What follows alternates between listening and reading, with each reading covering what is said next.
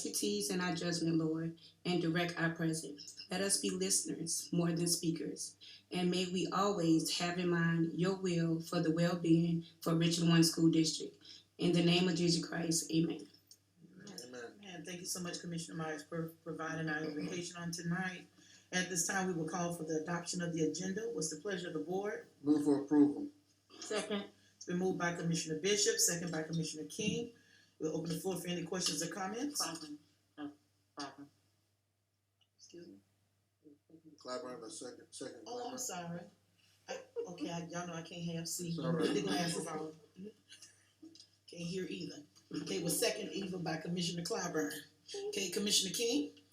Yes, I have a quick question, Madam Chair. So when I read the minutes, which we will approve in a second, there was a motion that passed that Mr. Devine had had called for, which was for staff to monitor the situation and bring back information at the next board meeting, which is this board meeting, regarding the reopening to the public. And I don't know, it's not specified on the agenda, so The discussion about the update, I believe that's gonna be a part of the superintendent's report. okay, well, so it wasn't specific on the agenda, which, you know, I think that it's important for us to be very transparent and know the public, so the public knows exactly what we're going to talk about, because this is a hot subject. So if it's in the superintendent's report, it's great, but it's not spelled out, and so I view that as not as transparent as it should be. So I just wanted that point to be noted. Thank you. I understand your concern, but it's very transparent. I think when Commissioner Devine made the motion was that the superintendent report back to the board next steps. So if he's reporting back to the board, the superintendent would be fitted for it to be in the superintendent's report. So we will get a report on that, so everyone will get that information. I think the important thing is that we asked for the information to be provided for us tonight, and it is. So let's go ahead and get the meeting rolling so we can get to that important hot topic so everyone can hear the next steps as we move forward. Okay? There is a motion on the floor to adopt the agenda. We've had discussion and comments and conversation. We'll now make a request to make a vote. A and A. To approve the agenda. Okay, the ayes have it. Vote is 7-0. Let the record reflect all board members are in attendance on tonight. And we will move on now to 6-3, which is public participation. We will turn that over to Ms. Wilson to take care of for us on tonight. Ms. Wilson? Yes, ma'am. Chairwoman Harris, we have 5 submissions for tonight. The first one is Brittany Terry. If schools are operating in person, board meetings should as well. Continue to live stream board meetings, but also allow the public to attend in person. If you feel it is unsafe to allow the public to attend in person, then it is also unsafe for our children to attend school in person. Choosing to keep the public out only makes it look like the board has something to hide. If you don't have anything to hide, then allow us to attend in person to prove complete transparency. If you continue to refuse the public to attend in person while continuing to allow our children and teachers to attend school in person, please, during the board meeting, explain the justification behind this. Thank you. The next is Mary Pullman.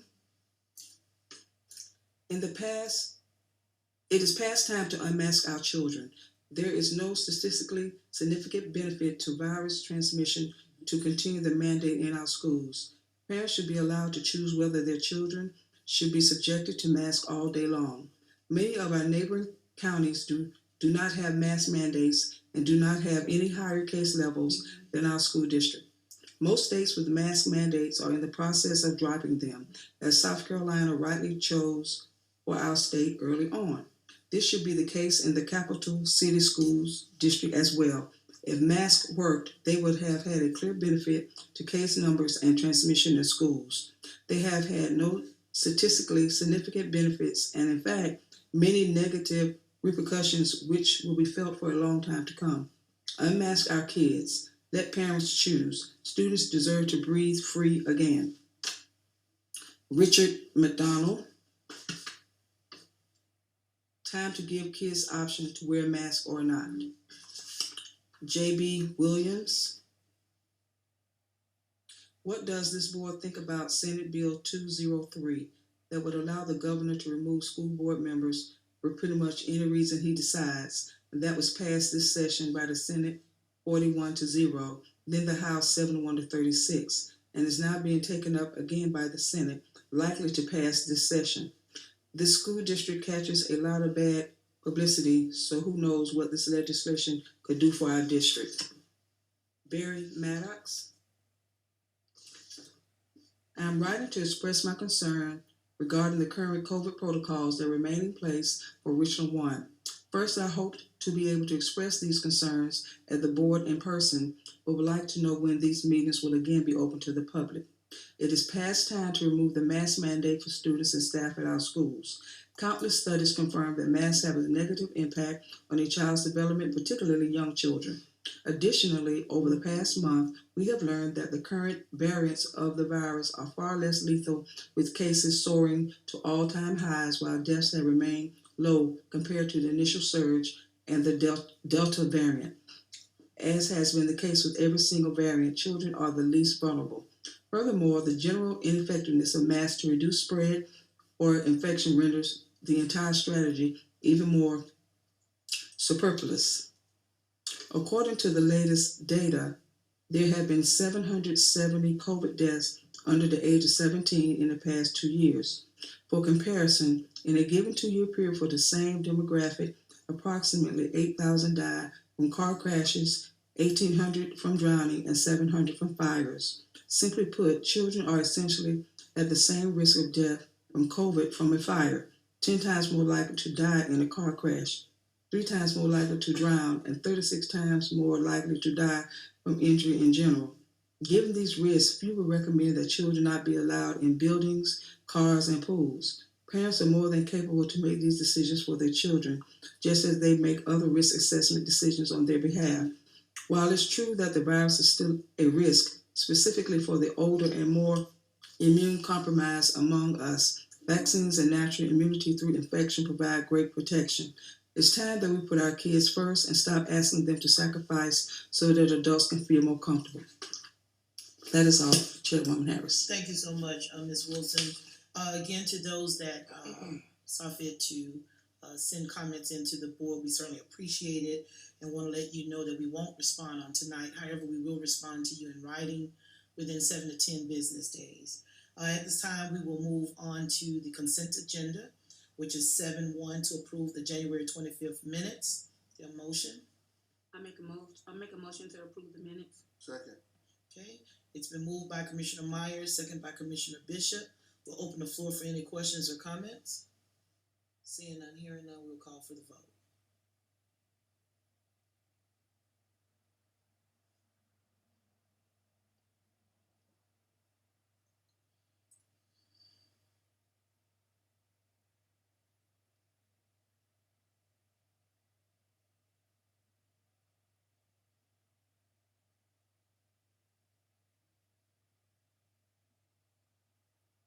Let the record reflect the vote is unanimous. The minutes for the January 25th meeting has been approved.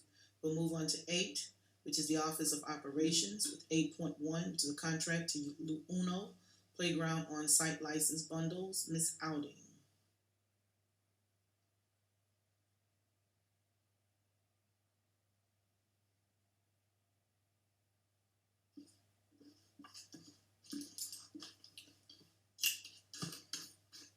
Madam Chair, members of the board, Dr. Witherspoon, the administration is requesting approval to award a contract to Exton Technology LLC to provide Uno Playground on-site license bundles. The administration so recommends. You've heard the recommendation of the administration. What's the pleasure of the board? Move for approval.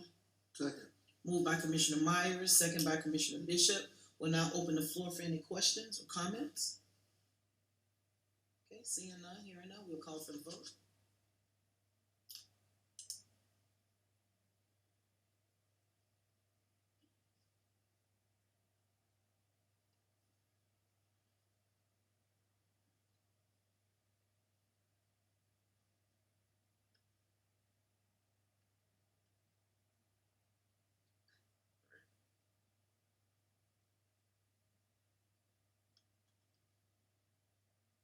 Let the record reflect the vote is unanimous. The contract, as previously mentioned, has been approved. Thank you, Ms. Alden. We'll move to 8.2, which is the approval of the continued resolution by Ms. Sherry Matthew Hazel. Mrs. Chair, Board, Dr. Witherspoon, the administration requests a continuing resolution be passed by the board to facilitate business operations for the 22-23 school year. With the approval of this resolution, the administration will be authorized to encumber funds from the 22-23 budgets so that required items could be ordered at this time. The authority will be limited to the amount of the 2021-22 budgets and be effective until the Board of School Commissioners approve a fiscal budget for the 22-23 school year. The administration so recommends. Okay, you've heard the recommendation of the administration. What's the pleasure of the board? Move for approval. Second. It's been moved by Commissioner Myers, second by Commissioner Devine. We'll now open the floor for any questions or comments. Seeing none, hearing none, we will call for the vote.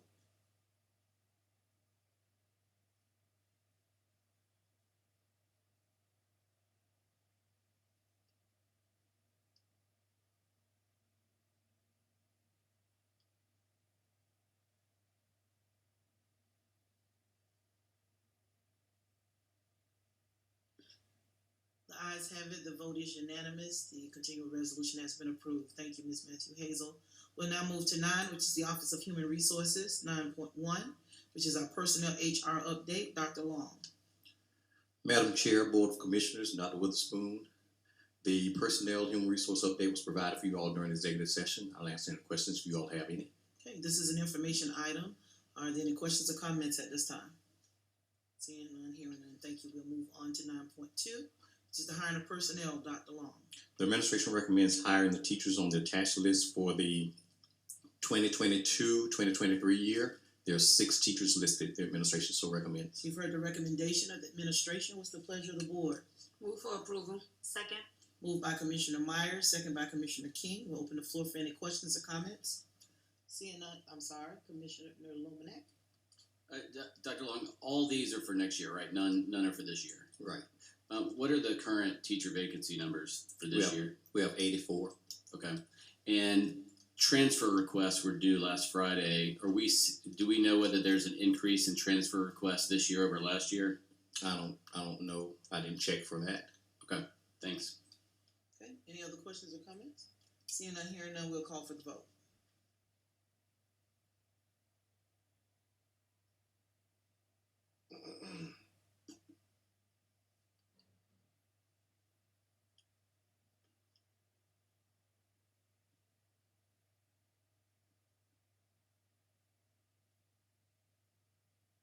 Let the record reflect the vote is 7-0. The hiring of personnel, as previously stated, has been approved. Thank you, Dr. Long. We'll now move to 10, which is the Office of the Board. 10.1, the board report. This is an opportunity where a board member can speak to an agenda, non-agenda item as they so see fit, other than the fact that we do continue to do our class and school visits, as well as our chat with the chair with our middle and our high school students. So at this time, we will open the floor for any board reports. Commissioner King?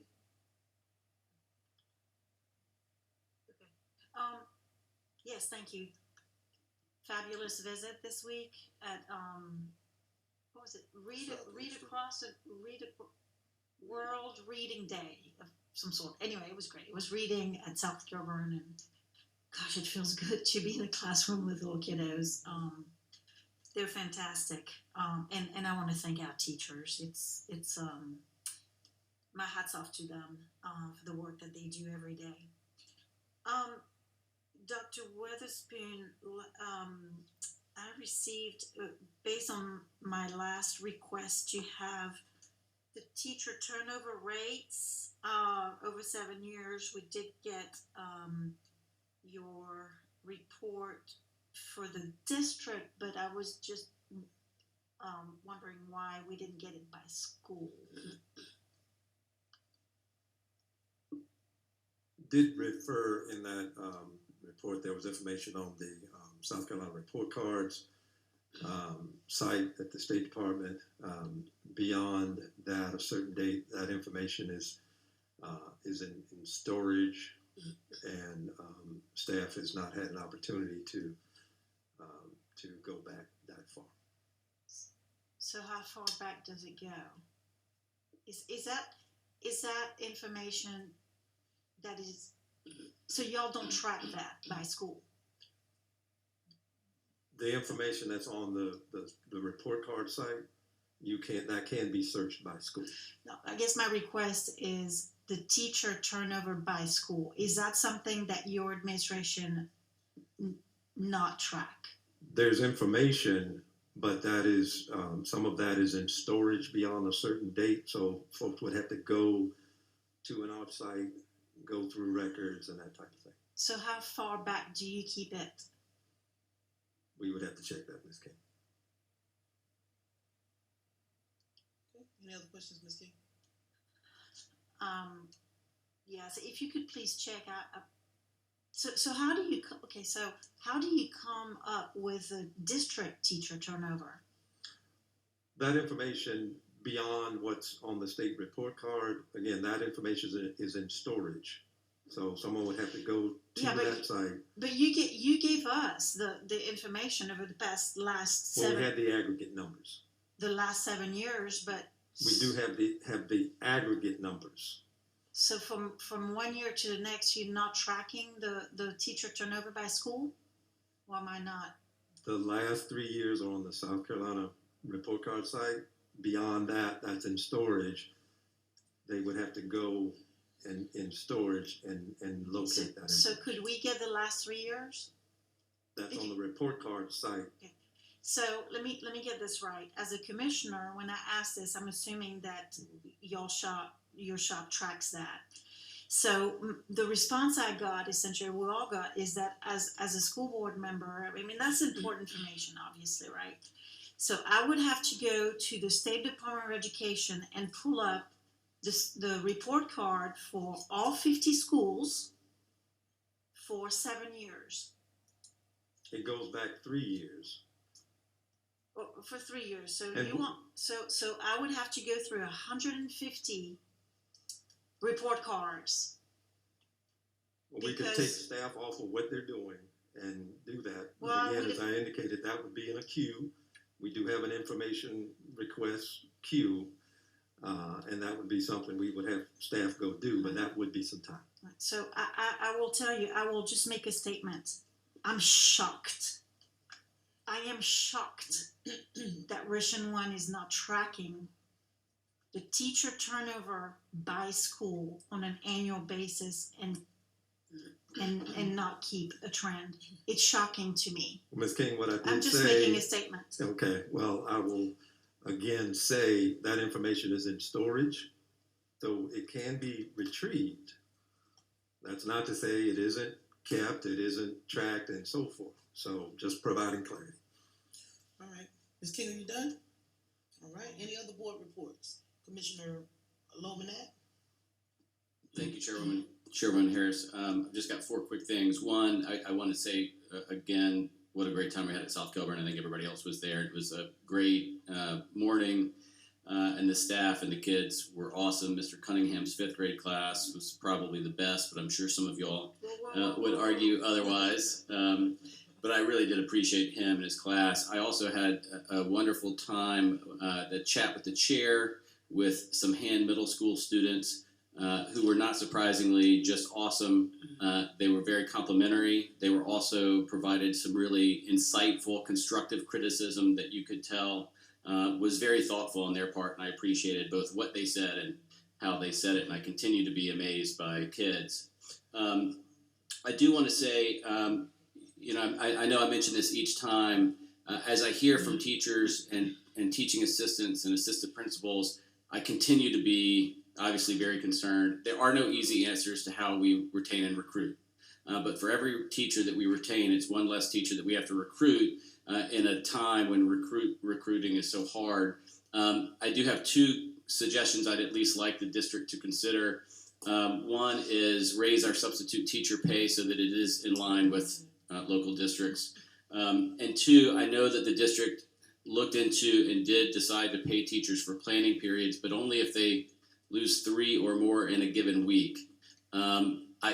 I get it. It's money, it's logistics, and I do appreciate the fact that that was a real change for the district.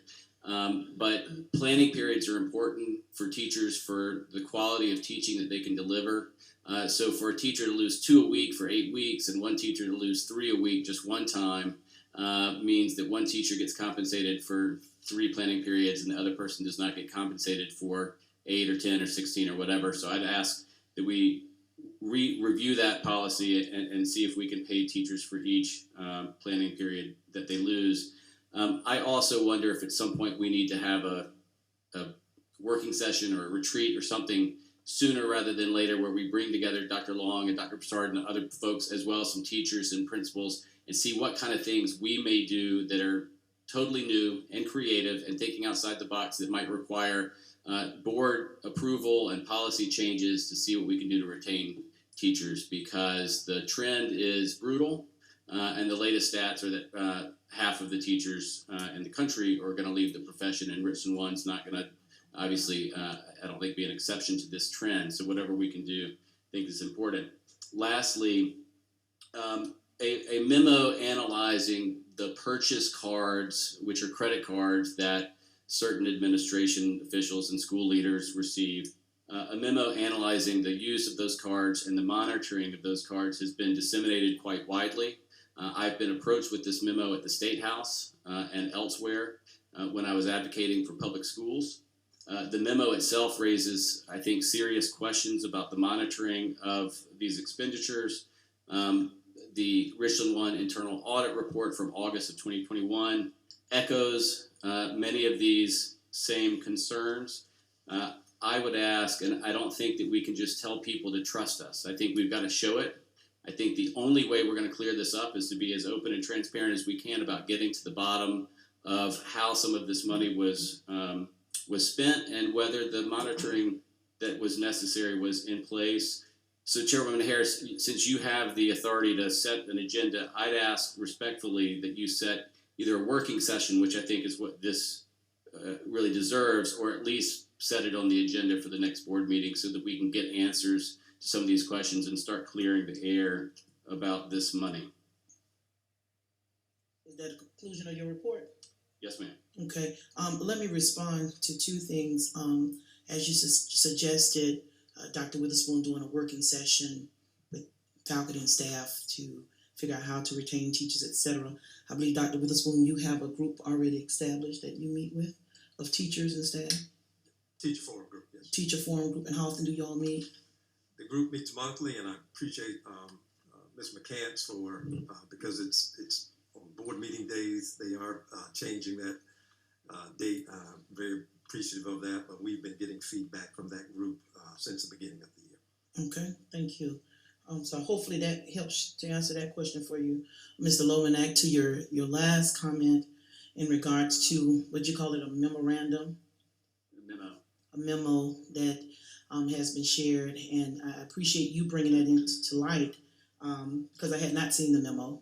And in reading the memo, it's rather disturbing because it's I'm trying to figure out how we get a 60+ page document from a 20-page report from a certified credentialized auditor that is an internal auditor, and you know, I think that it's important that we take time to talk about concerns and issues because that's fair to any board member. The internal auditor works for the board, and the internal auditor does an ongoing annual risk assessment. That's his responsibility for us. As a matter of fact, we're one of very few districts that have that, and I really pride ourselves and my colleagues on making sure that we've had this in place for a number of years. I started reading some of this executive summary, but I had to put it down because a lot of what I read, in my opinion, it misconstrued what the internal auditor was saying. And as we talk about this, I want us to be very cautious and careful that we don't mischaracterize anyone or mischaracterize this district. You talked about a memo that the internal auditor provided for us in August of 2021. I know that was way before you got here. It's nothing new to the board. We receive reports all the time from the internal auditor. That's his job. His job is to do a risk assessment so there isn't any issues. But I think the best person to speak to their report, I don't know if he's here on tonight, is the person that put the report out in the first place. And that is the internal auditor, who audits internally for this board to make sure that we stay in compliance, etc. At one point in time, we had an audit committee, which the board has a right to appoint an audit committee. And you can appoint any committee at the discretion of the board, but once their responsibility and duties are fulfilled, we can dissolve that committee. So that is number one why the audit committee doesn't exist anymore, because I believe that comment was made earlier. One of the reasons why the audit committee, Mr. Devine, was dissolved is because it was, even though it was a 3-person group of board members, we felt the need for all 7 board members to receive the same information at one time. One of the things that the auditor has been very, very good at doing is providing assessments of what's going on internally to make sure that we minimize and contain risks that could create bigger problems for the district. So, Mr. Washington, if you're here, I can't see out that far. I would like for you to respond to this, because I think as a board, before we go and set an agenda for a work session to discuss a concern, I am still waiting to hear what the concern is. I can't go off of somebody taking somebody's report and creating their assessment. I have to get it straight from the horse's mouth. And the horse's mouth on tonight is Mr. Washington, who provided the report for us. I've heard a lot of things said about the report. Mr. Washington, good evening. Glad to see you back with us and doing well. Thank you. I'm kind of putting you on the spot on tonight. But I just think it's important that you wrote this report. Do you know what report we were talking about, the August 2021 risk assessment? I think it's a P-card. Yes, Madam Chair, Commissioners, Dr. Witherspoon. Yes, ma'am, that is an internal report that was issued, I believe, in August of 21, yes. Mm-hmm. Can you talk about when you do those risk assessments? Let me just ask one important question. Did you find fraud? No, ma'am. The internal audit report on P-card operations did not note any indications of fraud. Okay, and when you did the assessment, it's your responsibility to make recommendations and suggestions to the superintendent or whomever, board, whatever, on how we move forward. You did make suggestions, correct? Yes, that is the purpose behind doing Okay. that assessment, yes. And in your August 2021 report, in those suggestions, you made them directly to the superintendent, correct? Yes. Okay, has the district come into compliance to what your suggestions and recommendations? Yes, as part of the administration responding to those opportunities to improve, recommendations, if you will, they did provide those necessary responses and put forth an action plan to address all of those concerns, yes. Okay, so I would go back to my colleague and ask, so Commissioner Lomadak, help us understand. I'm trying to understand, you're sharing with us a memorandum of someone that took a report, internal report, disseminated it to whomever, a lot of people out here, to say something other than what Mr. Washington has said. Does that report, that your memorandum you received, conflict with the report of the author of the report? Well, so there are a number of issues. The memo covers a different year than the 2021 audit report, and it notes, for example, something that's objectively true. Some of our P-card transparency reports that, as you know, are required by law, were incomplete. They were wrong. There are items missing on the website now that are supposed to be on there. I checked, they're missing. That's something that needs to be addressed and corrected, because currently our website is out of compliance with the law in terms of recording those numbers. Now, Mr. Washington, if I could ask a couple questions. You didn't find fraud because you noted that some of the information didn't have the requisite documentation. So you didn't know how the items that were bought were used, correct? I'm not sure I understand that question. All the details of our report are outlined in the audit report itself. Some of the issues were procedure in nature, and those have been addressed by the administration, and they continue to be addressed through their action plan that they've set forth. Well, let's go through a couple of those procedures. Tell me about the maximum per item purchase that you can use on a card. The spending limitation, and correct me if I'm wrong, anybody here from procurement or finance, the spending limitation is, I believe, 1,000 or 1,500, if I can recall. Did you find instances in which people had split the cost of a single transaction to avoid that $1,500 limit? Yes, but to again address whether or not, if the question is regarding fraud, we have to look at materiality and the intent. My audit found that in those instances where people did the split transactions, it was because of a misunderstanding of the procedures, primarily, yes. All right, and you noted that in one instance, cleaning supplies were mailed to a staff member's home, and you did not know whether those were for personal or business use, correct? I would have to go back to my report. You're talking about specific items that I have not looked at in months, so I'm not familiar with that particular transaction. Do you remember saying in your report that Hold on 1 second. Do you have a date for the cleaning supplies?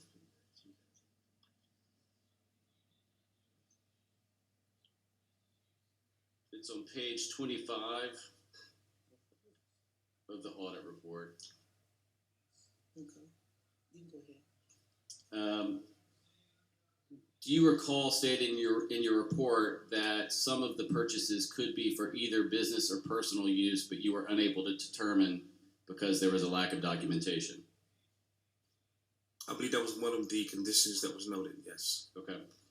And what would be, can you think of an appropriate reason that someone who lives in Columbia would have spent $2,100 at a Holiday Inn in Columbia on December 22nd?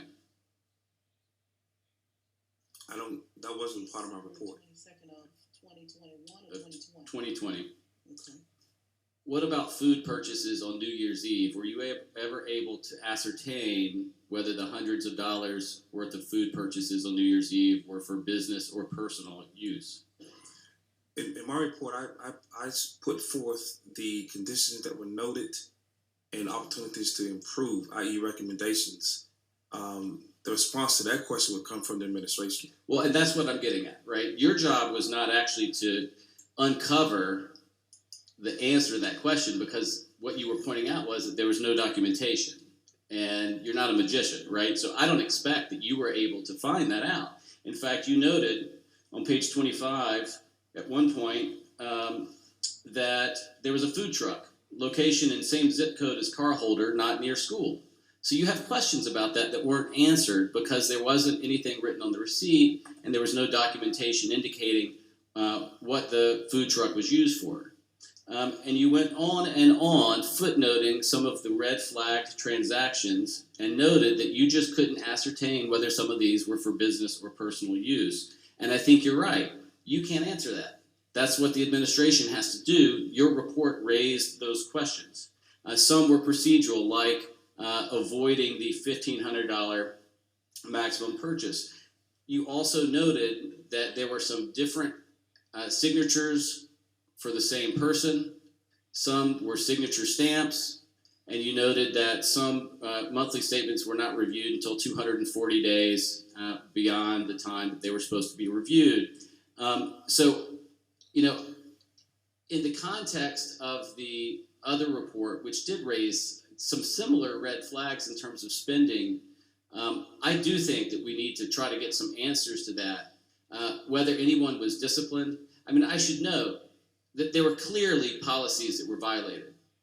And there absolutely will be some reasonable explanations for some of these purchases. But it casts a pall on all of them when we've got questions like these and no answers. And during this time period, we're suspending teachers' licenses for a year so that they can't engage in their profession for a year in the state of South Carolina. And we seem unwilling to want to get to the bottom of where some of this money went. And Mr. Washington, I think, did a very good job in raising important questions, acknowledging where policies were ignored, where monitoring didn't happen. And I don't think we get to just ask Mr. Washington, did you discover fraud? That wasn't his job. His job was to analyze the policies and whether we were following them. And the answer is we weren't. And I don't think we're going to be able to get past this. I mean, I'll tell you, you go to the State House and argue that public schools need more money, which is what I was doing, and somebody hands you this document, it's not good. I was arguing against Senate Bill 935. So I think that we really do need to set some time aside to address this and get some answers to the questions that Mr. Washington raised in his report, and then also get information that's current to make sure that all of those issues have been taken care of, that every receipt has something written on it so that we know how it's being used, so we don't have the questions that Mr. Washington had. Thank you, Chairman. Mr. Lomax? And again, to your point, Mr. Lomax, because again, I'm gonna be real careful with saying the word fraud, because, you know, I know of a very rich mayor right now. He has about $50 million. I want to be real careful as we talk about this, and I think your concerns are legitimate. And to say that we're not concerned, I think that's very unfair to the board, because if we wasn't concerned, I wouldn't have asked you to bring this up tonight. As I stated to you before, where you were trying to bring it up was in a committee meeting, and that's definitely not what we do, because it wasn't following for you. You all were given an agenda that is set by the superintendent and myself. But to make the entire board aware of the concerns, but to Mr. Washington, your responsibility as the auditor is to highlight those potential issues in the district so that we don't have fraud. And I believe that's what the gist of your report was. The gist of your report was not to say that half of the staff of Richland 1 are making purchases that are not supposed to happen.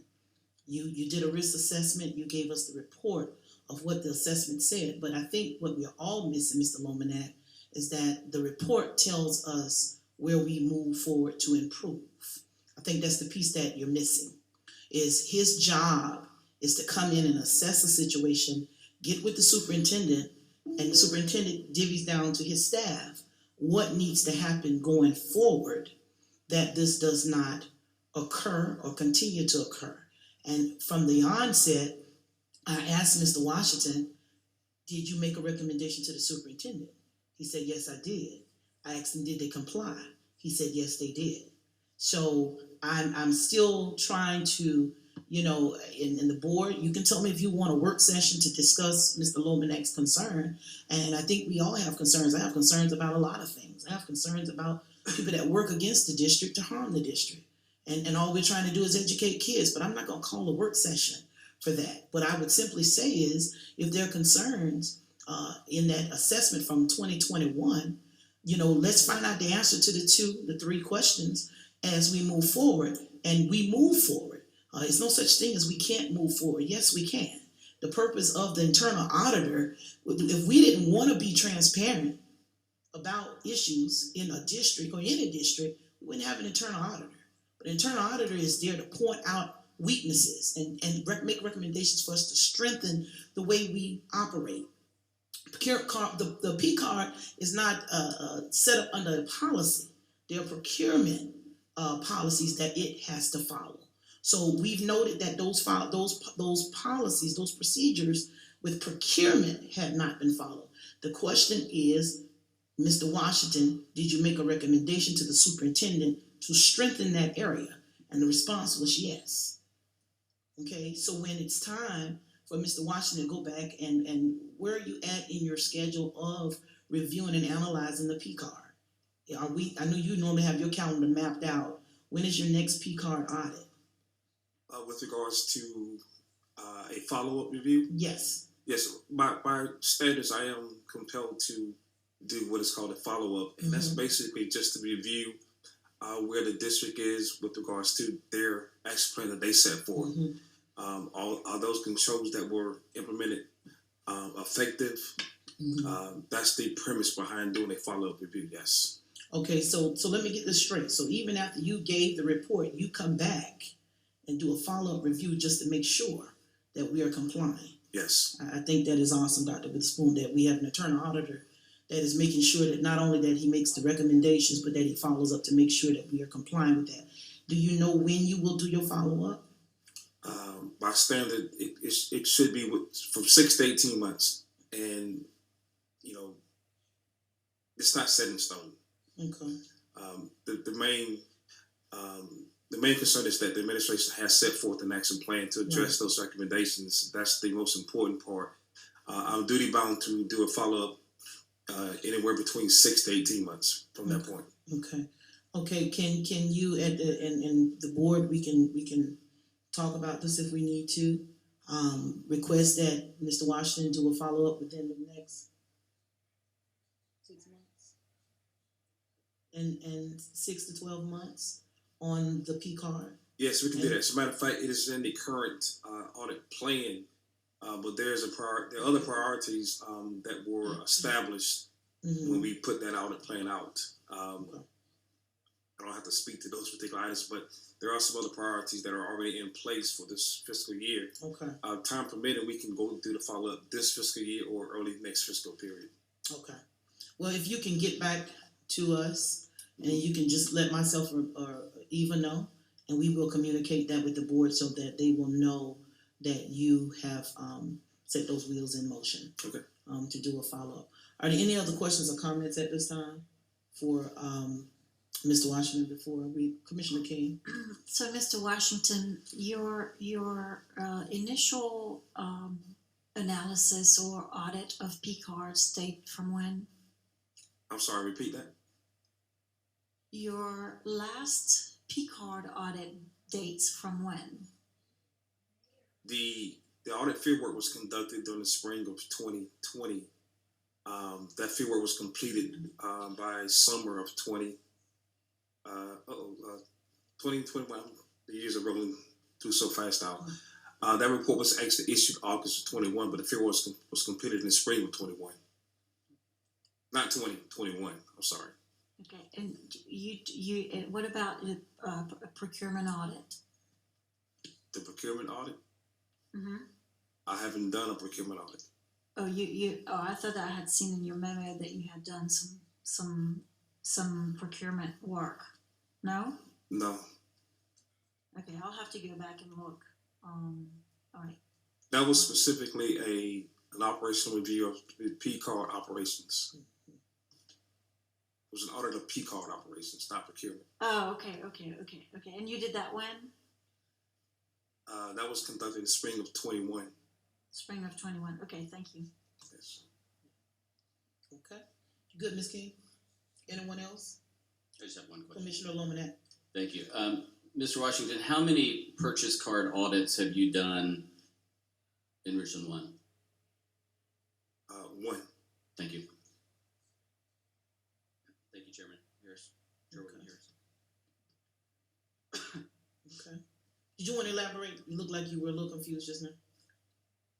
I was just wondering the nature of that question. How many have I done? It's just one. Okay, in August of 2021? Yeah. Okay. All right, thank you, Mr. Washington. Again, we will wait to get that information from you to share.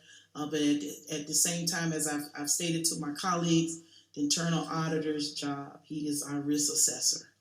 And he comes in, he assesses what we do as it relates to procedures. This is not an I gotcha. He's a part of the team. He comes in, he assesses potential risk, he makes recommendations, and the superintendent complies to those recommendations. And as you've just heard, after a certain period of time, he comes back and reassesses to make sure that the procedures and protocols that he has requested are in place. And we as a board are kept informed in that information in that regard. Thank you so much, Ms. White. Yes, sir. If I may, for point of clarification and for full transparency,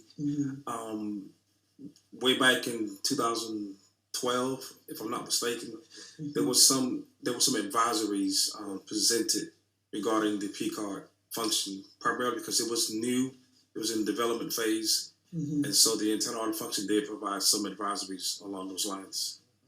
So you didn't just start doing P cards in 2021. You've been doing it for quite some time. Well, there's a difference between an actual formal audit versus just reviewing the process and providing advisories as that process has been developed. Right. So those were advisories back in 2013, 14. Okay.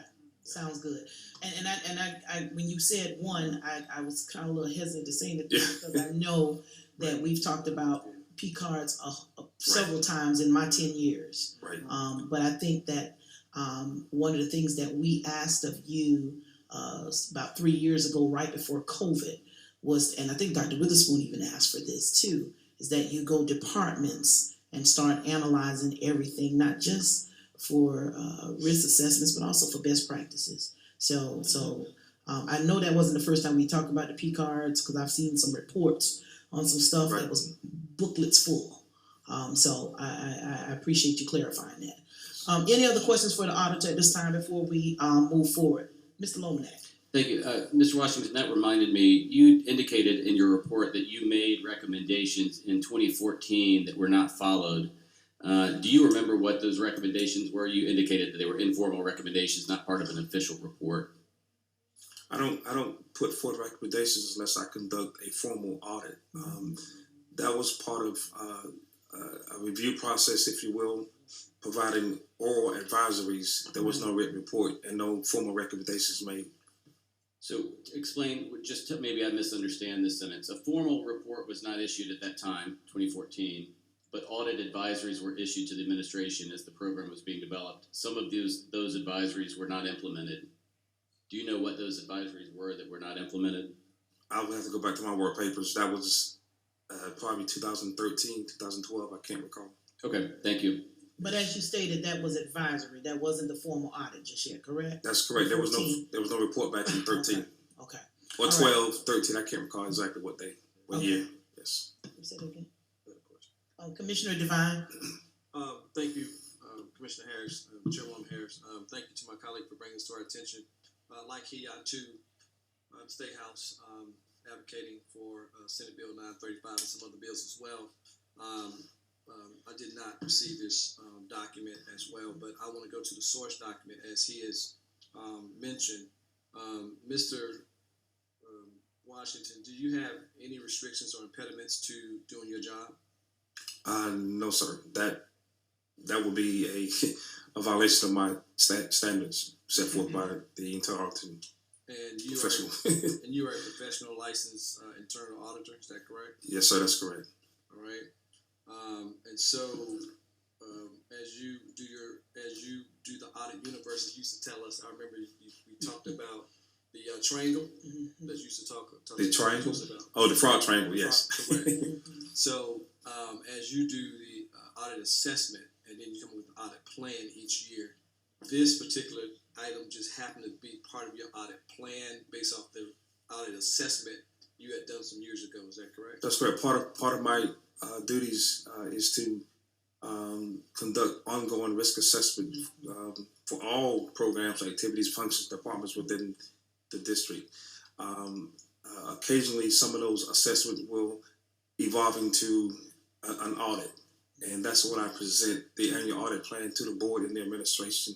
Yes, that is correct. And you completed, or you already submitted the audit plan for 2022. Is that correct?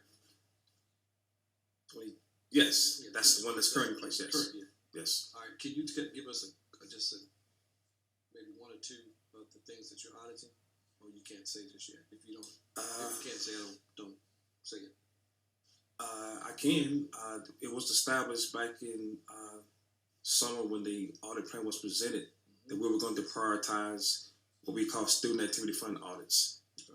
Those are done on a cyclical basis, on a rotating basis, if you will, covering all high schools. So that's where the priority lies in this fiscal year, along with the follow-up on that operation audit that was conducted at the end of the prior fiscal year, which is the P-card audit.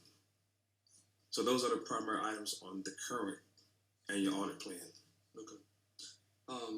let me turn to the superintendent for just a second. Dr. Witherspoon, based off of his report and the administration working forward, I think this is another opportunity for growth for the organization. Okay. And we talk about growth with our students, and now this is a part of the growth for our organization to ensure that the organization continues to thrive and continue to grow. And so as we look at the growth model, here is now an opportunity for us to grow and to have that growth. And so, Dr. Witherspoon, are there any impediments to what you do to ensure we have growth, particularly in this particular instance that is brought up? No.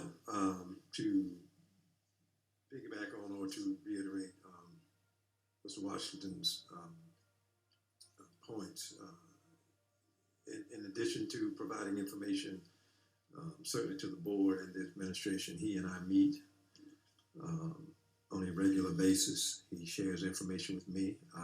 As Chairwoman Harris indicated, I have gone to Mr. Washington and asked him to look into some concerns that sometimes make it to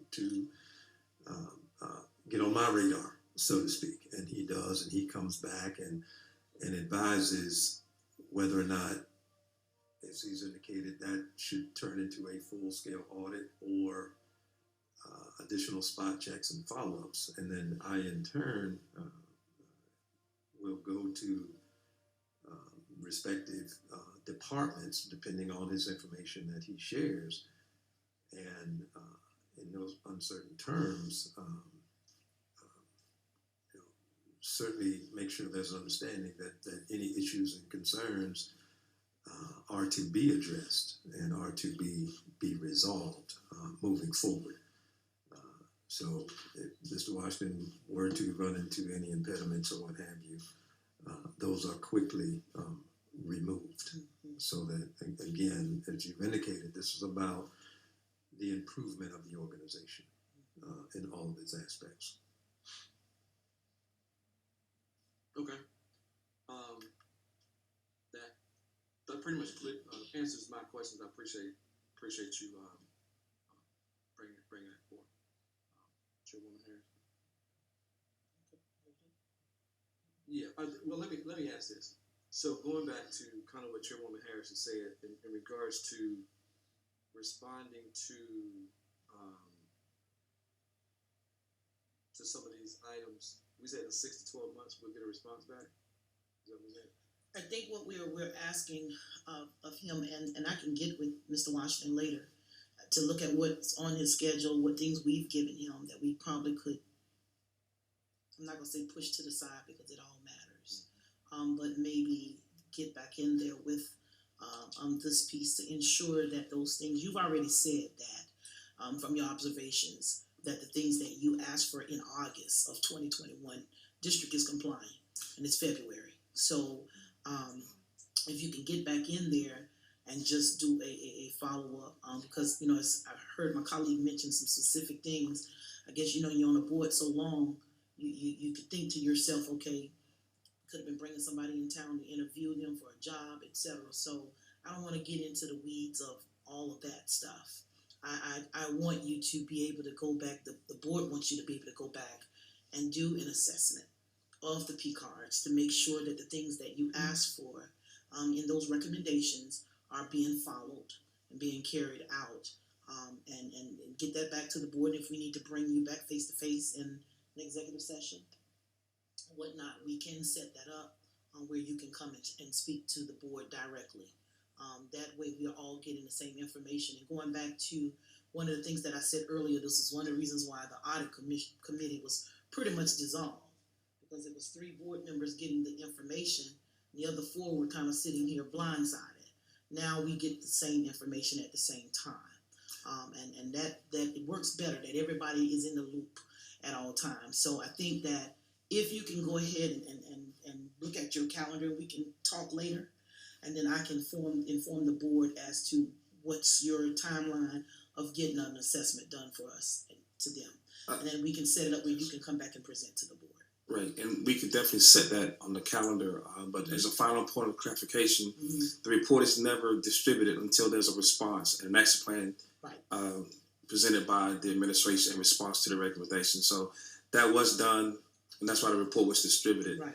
The follow-up basically entails how effective those things are that they've implemented. Okay. So, yes, we can put that on the calendar to make that assessment, yes.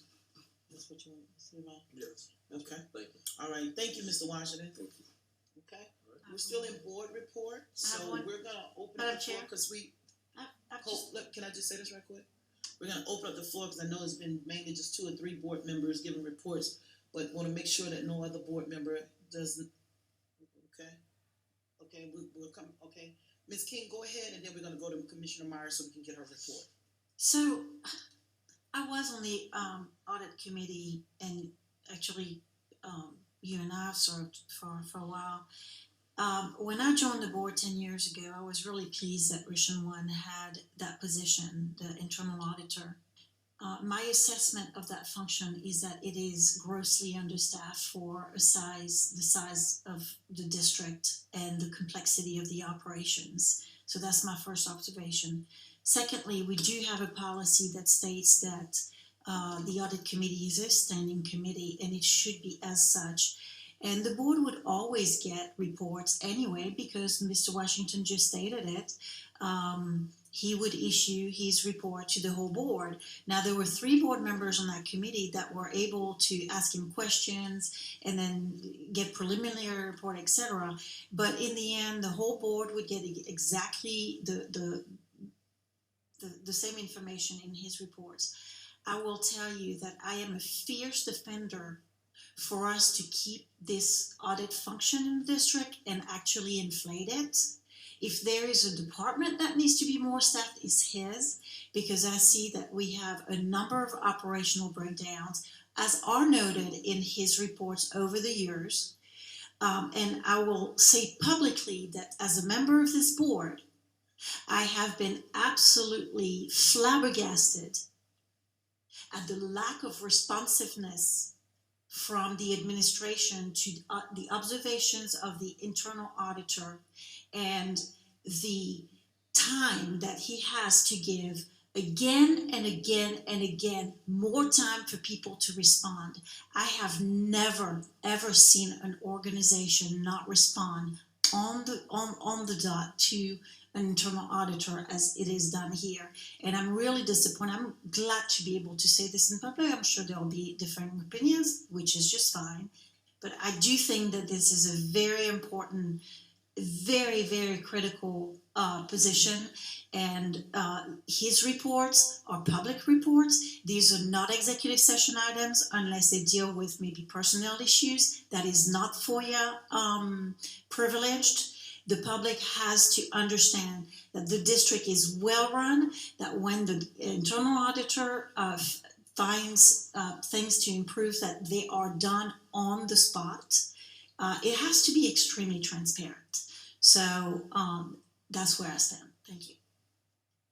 Ms. King, to your point, let me be real clear. I believe we are being very transparent. As a matter of fact, that transparency word is used a whole lot. And sometimes that's not the case for a lot of us.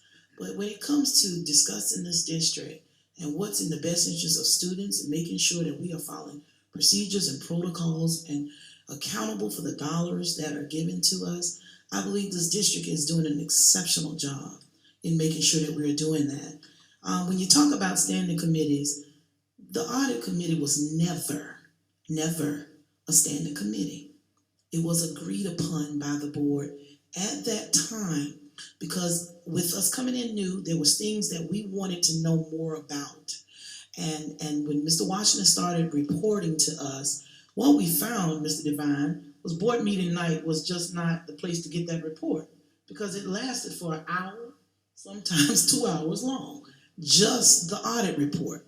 When we started the audit committee, again, I was on the committee as well as yourself and some others. Mr. Ford served with us, some others. But there was information that we got directly from Mr. Washington that sometimes the rest of the board got just the document. And I think that was one of the reasons why we felt the need, okay, everybody gets to report at the same time so they get the same information. But I think that even this conversation right now, it's a very transparent conversation. You know why? because when you don't have anything to hide, you can talk about this stuff. I'm not gonna sit here and say that for years and years, the district has had operational breakdowns. We gotta be real careful. Any organization has potential for growth. The biggest room in any house is improvement.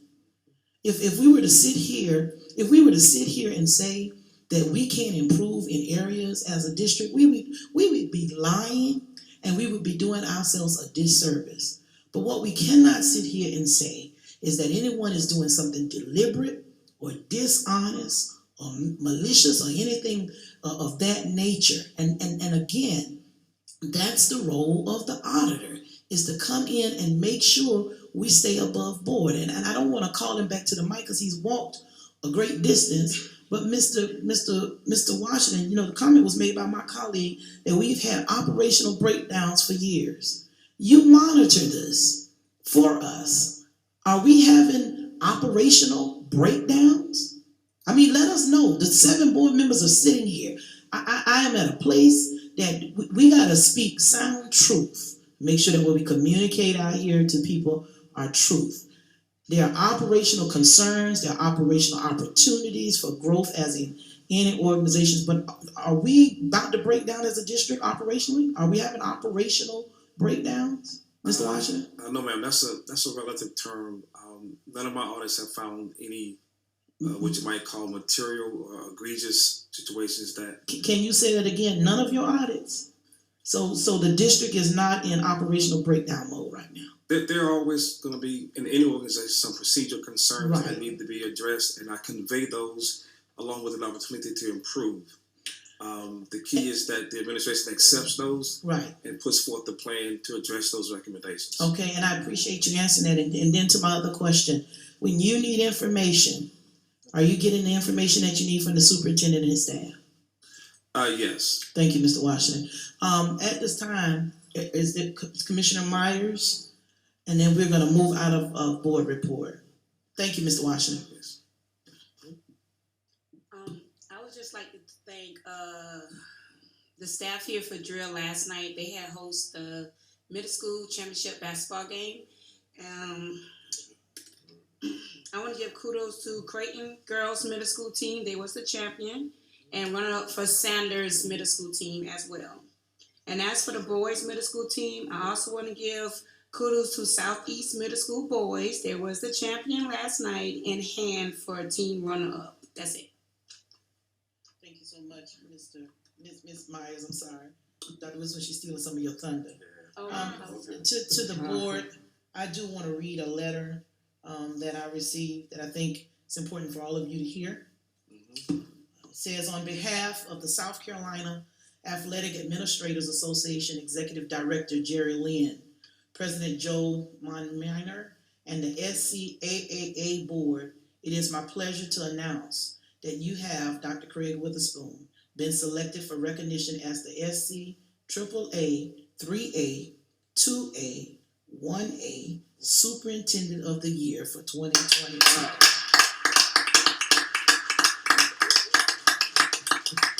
And it goes on to say, Dr. Witherspoon, you are being recognized for your commitment, dedication, and service to the students and the interscholastic athletic and activity programs at your schools, Richland County School District 1, your classification region, and state.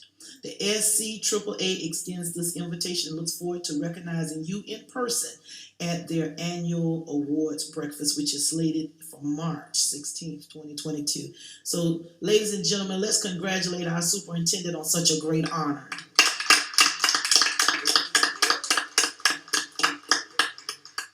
It is the SCAAA, which is the South Carolina Association of Athletic. Am I saying this right, Coach Metz? It's the South Carolina Athletic Administrators Association. Okay, and he is, and as a matter of fact, I was told he won in 3 categories, which is 3A, 2A, and 1A. So there's also another superintendent that will be, I guess, 4A and 5A. So congratulations, Dr. Witherspoon. And certainly we echo their sentiments, something that Commissioner Bishop and Ms. Devine, we often talk about. You know, almost every year we've been at a state championship for some athletic program. And speaking to what Commissioner Myers just said, you know, parents didn't realize last night that that middle school championship is something that the district took on. And I remember some middle schoolers saying to us, why can't we have our own championship in Sports-A-Rama like everyone else? So Dr. Witherspoon, thank you for always listening to the children and putting things in place that doesn't just enhance them academically, but holistically. And I think that we have one of the best athletic programs in the world. So we certainly applaud you and appreciate all that you've done to strengthen our athletic program here in Richland School District 1. If there isn't any other, Commissioner King? Madam Chair, if you'll indulge me for a second. So Chat with the Chair is a really great, it's a great moment for the board to get to sit down with middle schoolers and high schoolers. But it started out as the chair mostly would sit down with them. And I have found that, you know, all of us sit down, and Chat with the Chair is not as well understood as if it were to be changed to Chat with the Board. I think everybody would then understand that. I just make a suggestion that maybe we can just change the name to Chat with the Board for future sit down. That's all I wanted to bring in. Well, the board is certainly welcome to discuss. I just think it's got the name of Chat with the Chair because it's a catchy title. And I think that when we go and meet with the children, they see the 7 of us chairing the district. I think it goes beyond me because I can't do it all. I did attempt the middle schools at first when we first started with the middle schools, but now Eve has been so gracious to share that with everybody. But I think Chat with the Chair just really speaks to the chairing of the district, all 7 of us sitting in the seats that we're in. But if it's something that the board wants to change, I'm not the person to stand in their way, but you all are going to have to tell me that that's what we want to do. Mr. Bishop? Madam Chair, I was just, if you through with that point, I want to go back, that's all. I thought you was about to be through with that. Okay, anyone want to speak to this? I'll speak to it, but I wouldn't want to change it because originally it was the board chair and 1 or 2 members, and each board chair can kind of do what they want to do. So I would keep it Chat with the Chair because the next chair may go to each of the schools and each of the Chat with the Chairs. So at this time, I would like to keep it Chat with the Chair. Okay. Anyone else? All right, Ms. King, we can talk about it some more later, but I think everybody's kind of okay. Commissioner Bishop? Just want to go back to the recognition that Dr. Witherspoon just received. Mm-hmm.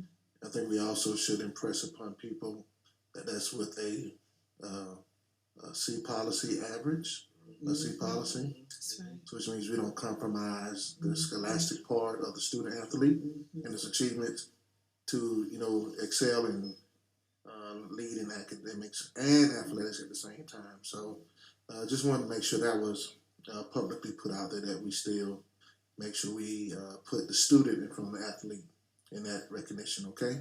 Thank you, Dr. Witherspoon. Continue to lead the way you are.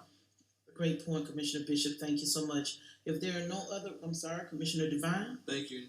Let me just get to my, real quick, as my colleagues, Mr. Lomanak and Ms. King has stated, I think Mr. Bishop, I think we all did the reading day the other day at South Kilbourne Elementary. I too want to thank my 2nd grade class for allowing me to come in and to read and to just share some things about the board and what we do as a board. And so that was fun and delightful to see our young people and see them learning each and every day. Which leads me to my second part. I remind board members of policy BDB, boy, dog, boy. It speaks to the duties of the chairperson. I've noticed in several articles in the paper, our chairperson has not been mentioned in the paper. It's particularly tends to be 1, possibly 2 board members. It specifically says in the policy that the chairperson is the public spokesperson for the board at all times, except as the responsibility is delegated from the chair to the board members. So again, as you talk to the media board members, you have that right, but just remind them that you're speaking as an individual and not on behalf of the board. And so I just remind us of policy BDB as we move forward. So thank you, Chairwoman. Thank you, Mr. Devine. And I forgot to give my report. I also attended the championship game on last night, which was a definite thrill seeker. But I wanna commend the coach of Dreer's basketball team. At the end of the game on last night, Dr. Witherspoon, you know what I'm talking about. To see those players engaging not only with the students but taking care of their facility said a lot about them. So I didn't get a chance to talk to the coach here at Dreer basketball team, but I just want to say kudos to him and the young men that he's working with. We sat in front of them last night, had a great conversation, laughing at my clock purse. But just a great experience to be with those young boys last night, and to see at the end them get up and take charge of making sure that their gym was back in place. Said a whole lot about not just teaching them to be winners and leaders on the court, but to take care of home, to take care of their facility. Said a lot. And then I also wanted to share with the board, I didn't get to go and read at South Kilbourne because I had agreed to be at Horror Hill with Miss Lord's first grade class. She is the teacher of the year there at Horror Hill. So we had a chance to celebrate with the kids their not 100 day of school, as they told me. It was actually Miss Harris's 101 days today because you're a day late. But we had a great discussion, and to the point Commissioner King made, it does your heart so good to be in the classroom with the young people and to talk and to engage with them. But wanted to share with you all where I was that day. I had already committed to being at Horror Hill Elementary School. I also want to thank the principal of Hopkins Middle and the others for celebrating us for Board Appreciation Month. I wanted to say this publicly, Dr. Witherspoon, because they didn't have to do it. But it just means a lot to know that the children appreciate, what you're doing out here as board members. So even though it is not January anymore, to my fellow colleagues, we want to again say on behalf of so many principals, they have said to us, thank you for all that you do to make sure that Richland One continues to be a strong district. At this time, we will move on. Madam Chair. Okay, and then I got one last thing that I need to mention. Thank you, Dr. Witherspoon, and that is to congratulate my colleague. Many of you don't know this, or you may have heard this, but in South Carolina's School Board Association, there's something called the Boardsman Institution. It's something you hear me talk about a lot, and that is the training that we receive. Because one of the things I must say about the School Board Association is if you get the training, you know your job, you know your role, you know what to do, when, how, and everything else. And they do a tremendous job in making sure that we are trained. But I'm honored tonight to recognize my colleague, Mr. Devine, who will be receiving his official plaque on next weekend for reaching level 6. Mr. Devine is one of 4 of us now in the history of Richland One to reach that highest level, take the exam, and pass. And I say the exam, and my colleagues, when you get there, you'll know what I'm talking about. But Jasper Salmon was the first. The Honorable Vince Ford was number 2. And I was the first female. And then now Mr. Devine. So ladies, I need y'all to catch up. We need to catch up with these guys. But congratulations to you, Mr. Devine. That is a great accomplishment and achievement. More than these guys will ever know, that when you reach level 6, you've been fully trained, and you know what your job is, and you understand the ins and outs of it. So congratulations. Thank you. All right. Anyone else? I think you had another comment, Mr. I better say something about South Kilbourne. Okay. I know Jamie did recognize me, but I wanted to make sure I get invited back.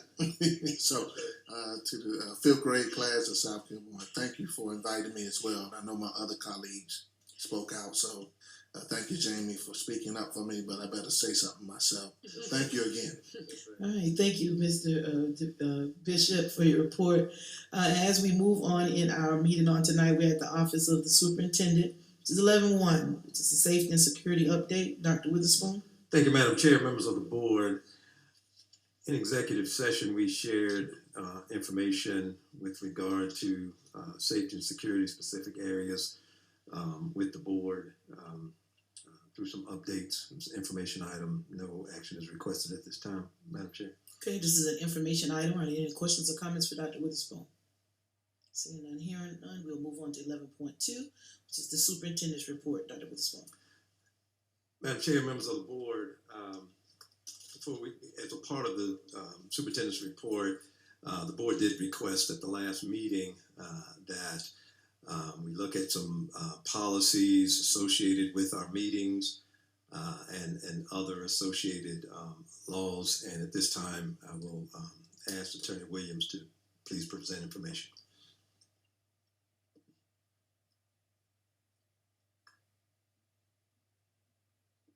Hello, there was a question about some of the policies, and so what I'll do is just go over a few of them, and do you also want me to answer that other question that was asked, Dr. Witherspoon?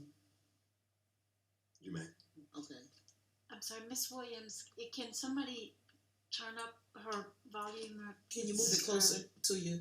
Yes, I was just perfect, thank pulling you. my documents, and so I will make sure to Thank you. speak louder.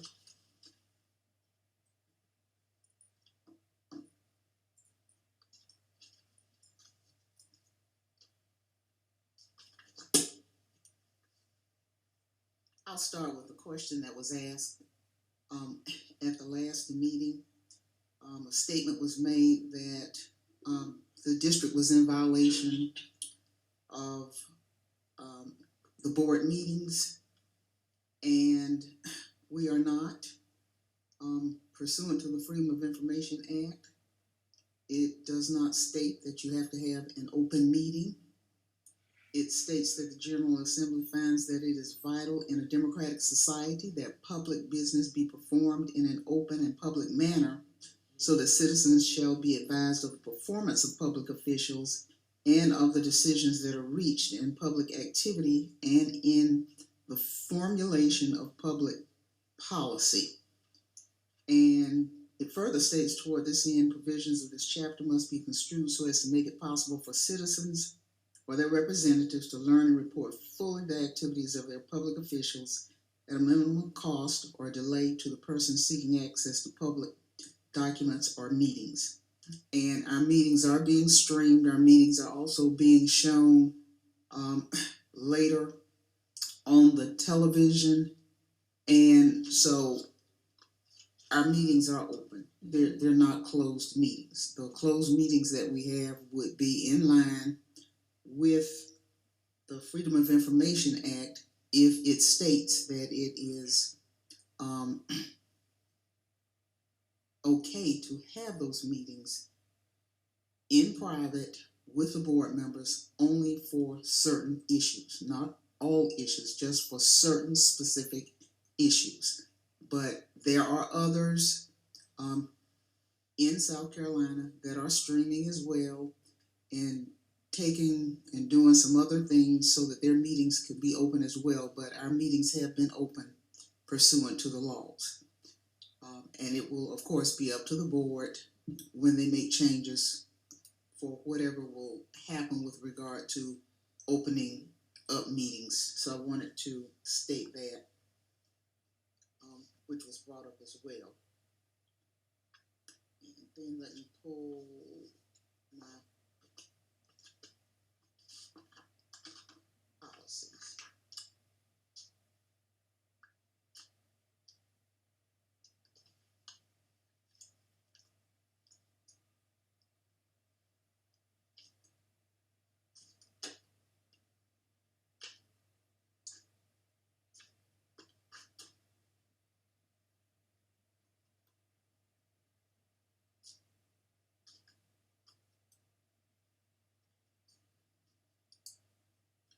One of the policies is policy BCA, Board Member Code of Ethics, and that policy basically deals with the vital and important role in our state and country by providing basic foundation for democratic living and for sustaining the American way of life. Therefore, school board membership represents a challenging responsibility. This Code of Ethics is adopted by the board as a guide to its members as they strive to render effective and efficient service to their community, that is Board Policy BCA, and it definitely states, and I won't read all of this, but it definitely states that board members should honor the high responsibility which his or her membership demands by doing several things that are listed. Of course, children are the first thing that board members should be concerned about, and clearly that is happening for the most part in Richland 1. A board member should respect his or her relationships with other members of the board as well, and it gives some guidance for following those things. A board member should maintain desirable relations with the superintendent of schools and his or her staff by striving to do certain things with the superintendent as well, and specifically addresses presenting personal criticisms of any employee directly to the superintendent. The board members have approved these policies in conjunction with information received from South Carolina School Boards Association, and so that is one of the board policies, that you may want to pay close attention. I believe BDE, board committees, has already been mentioned, and it sets forth the policies and what happens with those particular policies. And these policies were changed in March of 21, and the purpose is to have some camaraderie in terms of what you're doing, having discussions, reasonable discussions, for the benefit of the district. I'm good. Can you hear me? Okay.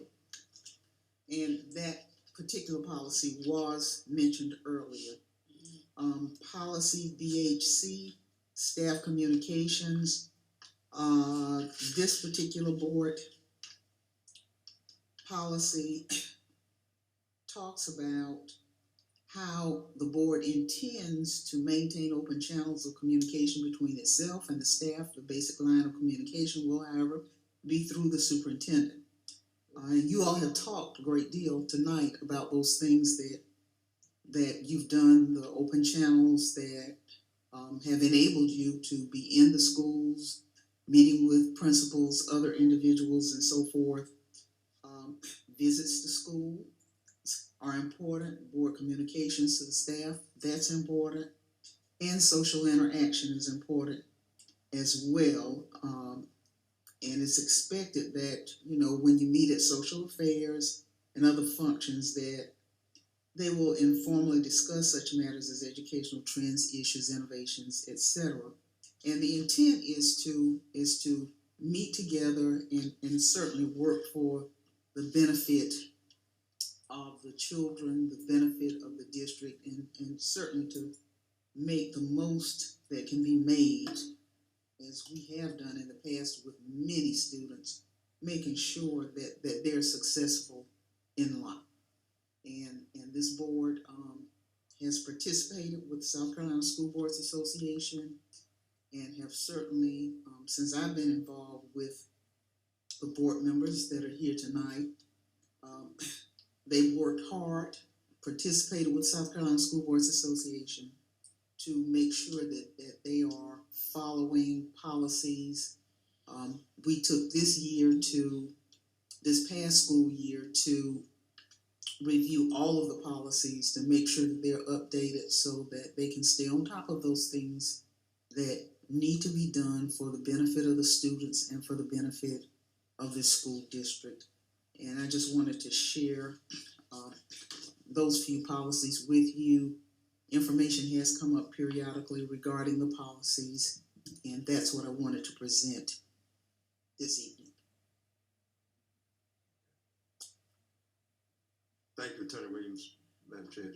And we can open the floor for any questions or comments, because I know Doc's got several pieces for us tonight, as it relates to the policies, and Ms. Williams, you coming back to us about the open meeting law that was mentioned that we were in violation of, and based on your research, we're not in violation because the meetings are open, which I heard from the folk in the General Assembly as well. But so that is good to know. But I wanted to ask you, a question since you're talking about the policies. A lot of times we look at what other districts are doing and say, you know, well, we're not doing a good job of putting policies in place, but we bring policies to our district that are relevant to our population of students, our issues, our needs to operate, correct? That is So, correct. so if a district goes and puts whatever kind of policy in place, doesn't necessarily mean we need that policy as well. We look at our policies, and I know, and I can use the one with the vaping as the perfect example. We had to change our policy as it relates to tobacco, etc., because of vaping and the fact that it had gotten so out of hand. So when we make changes to our policies, they're relevant to Richland 1, not what maybe a neighboring district is doing, but specifically relevant to us. Now, there are standing policies we must have. That is correct. We've got to have policies for operations, procedures of the governance of the board. But those other policies, a lot of times we pull policies in place that speak directly to our needs and our issues. Right now, in your assessment of our policies, are we on top of our game or are we not as it relates to relevant policies? I think that we are on top of our game for relevant policies.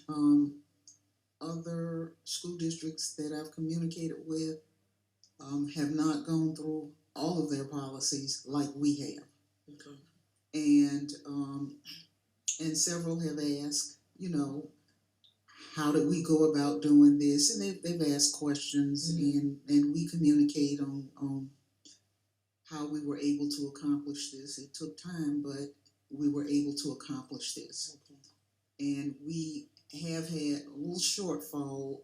Some of the individuals working for the School Boards Association got other jobs. They're still in education in those positions. Some have gone on to other school districts, and so it was a slight slowdown on our policies being posted, but they are working diligently to get all of those posted. And I've been talking with them frequently, and they are working on it. Because when we started that process, as soon as we sent that information to them, it didn't take them long to get everything posted, but they are working, and we've been talking about the ones that may have not shown up, that should have shown up, and they said they will get those in place. So that's done by our folk to put that on our sites and so forth for us. I'm sorry, I didn't hear you. So we have someone that updates those for us. Yes, Okay. they actually post them through South Carolina School Boards Association. Sounds good. Okay. All right. Any questions about policies while we're on it before we go to the next layer of the superintendent's report? Commissioner Lomack. Thank you, Chairwoman Harris. Ms. Williams, you mentioned that other school boards are not allowing people to attend the meetings in person. Can you tell us which ones those are? I don't recall saying that. Okay, so you don't know of any other school boards that aren't allowing people to attend in person? I'm not. We're not gonna. Hold 1 second. I Okay. believe that was Commissioner Devine, being that he's the School Board Association president. It's about 9 or 11. I know of 3 or 4. I can't think off the top of my head, but if you give me a minute, I can find out. Yeah. Great, thanks. And Ms. Williams, policy BE is what speaks to the openness of our school board meetings. Is that right? I think y'all revised it last March. We did revise all of them. Let me get specifically to BE, and I'll be happy to answer your question. I'm listening, though, while you are. Well, if you read BE, it suggests that the board meetings should allow the public to be in person, except when there's something called a, quote, pandemic designation. And I'm trying to figure out what pandemic designation means. Is that state of emergency? I've just never heard of that phrase, pandemic designation. So let me clarify. So back in March of 2020, there were some advisories and advisory and model policies that came out during that time. We probably need to go back and adjust some of this language that was put in there, and because we were still not in person in March of 2021, that language stayed in there. So this came as a model policy from SBA Right. at the time. But do we think that pandemic designation means state of emergency? Because this is what I asked at the last meeting, is I thought what had probably happened, because it happened elsewhere, is people suspended the normal course of operations during the state of emergency. And I'm trying to figure out if that's what this policy was really getting at. It sure seems like it. Because it says, board members may call in during open session meetings during pandemic designations by the state and or the United States. At such times, meetings may be conducted via audio or live stream for the public. So it suggests that only when there's something called a pandemic designation can we live stream rather than be in person. And that's our policy. So I'm just trying to figure out if that means state of emergency. The state of emergency has been dissolved for months. No, it's for pandemic designation. We're still in the pandemic, so we're still designated as such. And even if you go to policy BEDH, which talks about the public at meetings, the first statement, Mr. Lomanek says the board suspends the public participation and attendance at school board meetings until COVID-19 pandemic concludes. That's the statement in there. So it actually speaks to the pandemic designation. Okay, well, I do want to make a couple things pretty clear. The state does not designate a pandemic. They issue states of emergency. The state, Governor McMaster doesn't designate something a pandemic. That's what scientists do. That's what medical professionals do. So this policy, to me, doesn't read correctly at all. But if what we're saying, as long as COVID-19 exists, this is our policy, then I think we need to be open about that. But I don't think at all that when this policy was enacted, people were thinking anything other than the state of emergency as issued either by the president or the governor, since the governor does not designate a pandemic. I don't think that's what it's saying when it's saying the state. I think the state is talking about the place of being. That if you read that again, Ms. Lomanek. Board members may call in during open session meetings during pandemic designations by the state and or the United States. At such times, meetings may be conducted via audio or live stream for the public. Okay. So we are actually still in the pandemic. It's not over. So even though the governor has not issued a state of emergency, we are still in the pandemic. The pandemic is not over. And I think that's why when in March when we did the public participation, it clearly states in the first line in BEDH that public participation and attendance at school board meetings is suspended until the COVID-19 pandemic concludes. And that was, it was written because we didn't know what we were dealing with. We still don't know what we're dealing with because every variant is very different. But I think that what we've asked the superintendent to do is to monitor. And when we get to a point where it's safe to open back up for in-person, then we would do that.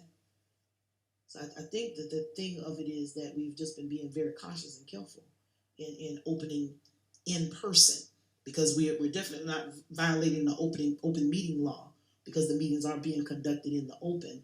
But as for the in-person portion of it, we do have policies in place that support the meetings not being in person right now because we're still in the COVID-19 pandemic. Any other questions on policies? I do. Commissioner King?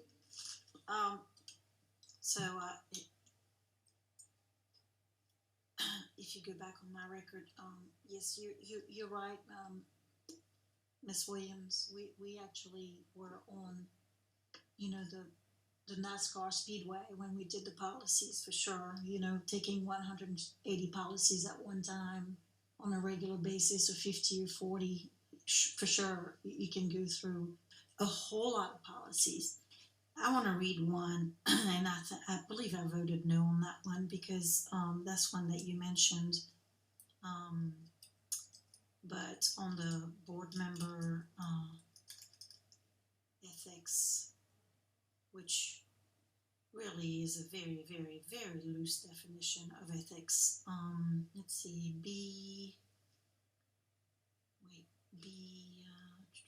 BCA.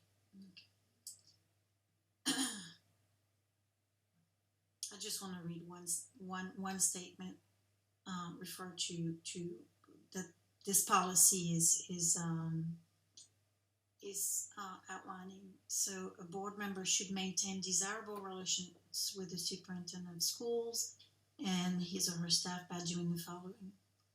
And one of them is that I need to strive to provide adequate safeguards, whatever that means, around the superintendent and other staff members to the end that they can live happily,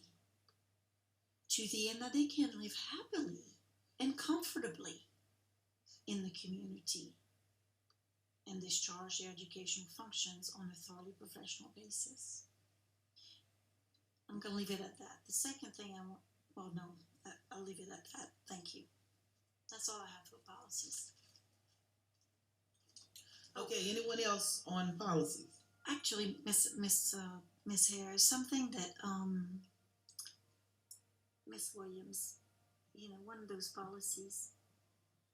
I'm really troubled. I believe that when people come in to talk, or when they're addressing a public employees paid by taxpayers' money, I'm not really sure that, I don't know what prevents them from criticizing employees. Where does that come from? I believe in freedom of speech. Now, of course, I believe in constructive criticism, but what says that the public or anyone cannot criticize a public employee if that employee is not doing his or her job, or for any capacity? We allow praises. We've come up with the arbitrary notion that we shouldn't mention employees' names, but we sure allow the public or anyone to bring an employee's name when it's for praises, but not criticisms. That's a very one-sided, notion. I don't know that anything prevents anyone, no laws prevent anyone from criticizing public employees.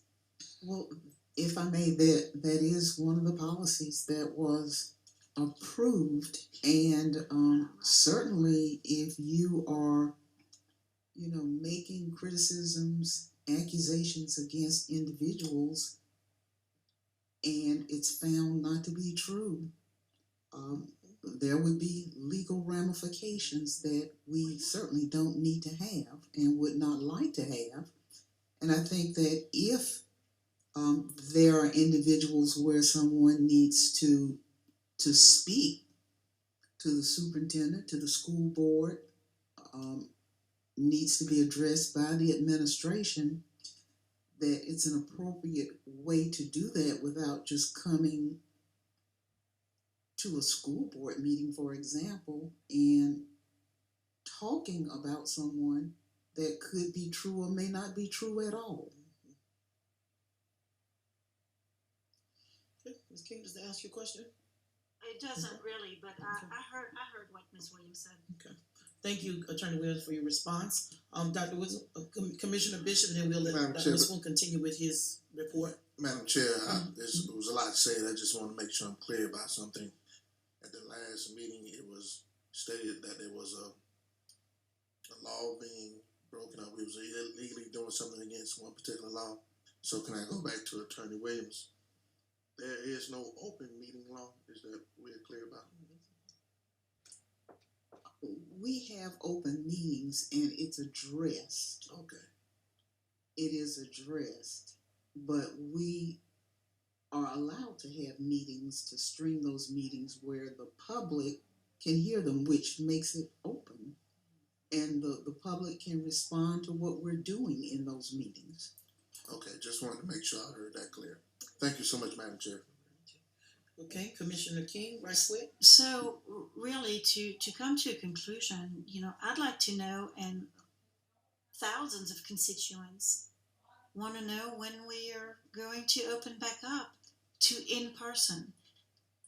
For a lot of people, the definition of an open meeting is the ability to attend in person. So when is that going to happen? We've got to give a a timeline or some indication of, you know, when we allowed our kids to go back to school, we decided that there would need to be a rate of I can't remember the term, but a rate of infection below a certain level. I mean, what are the guidelines for the public to know when we're going to open back up? And we've always conducted our meetings with our people here. So what are we looking at?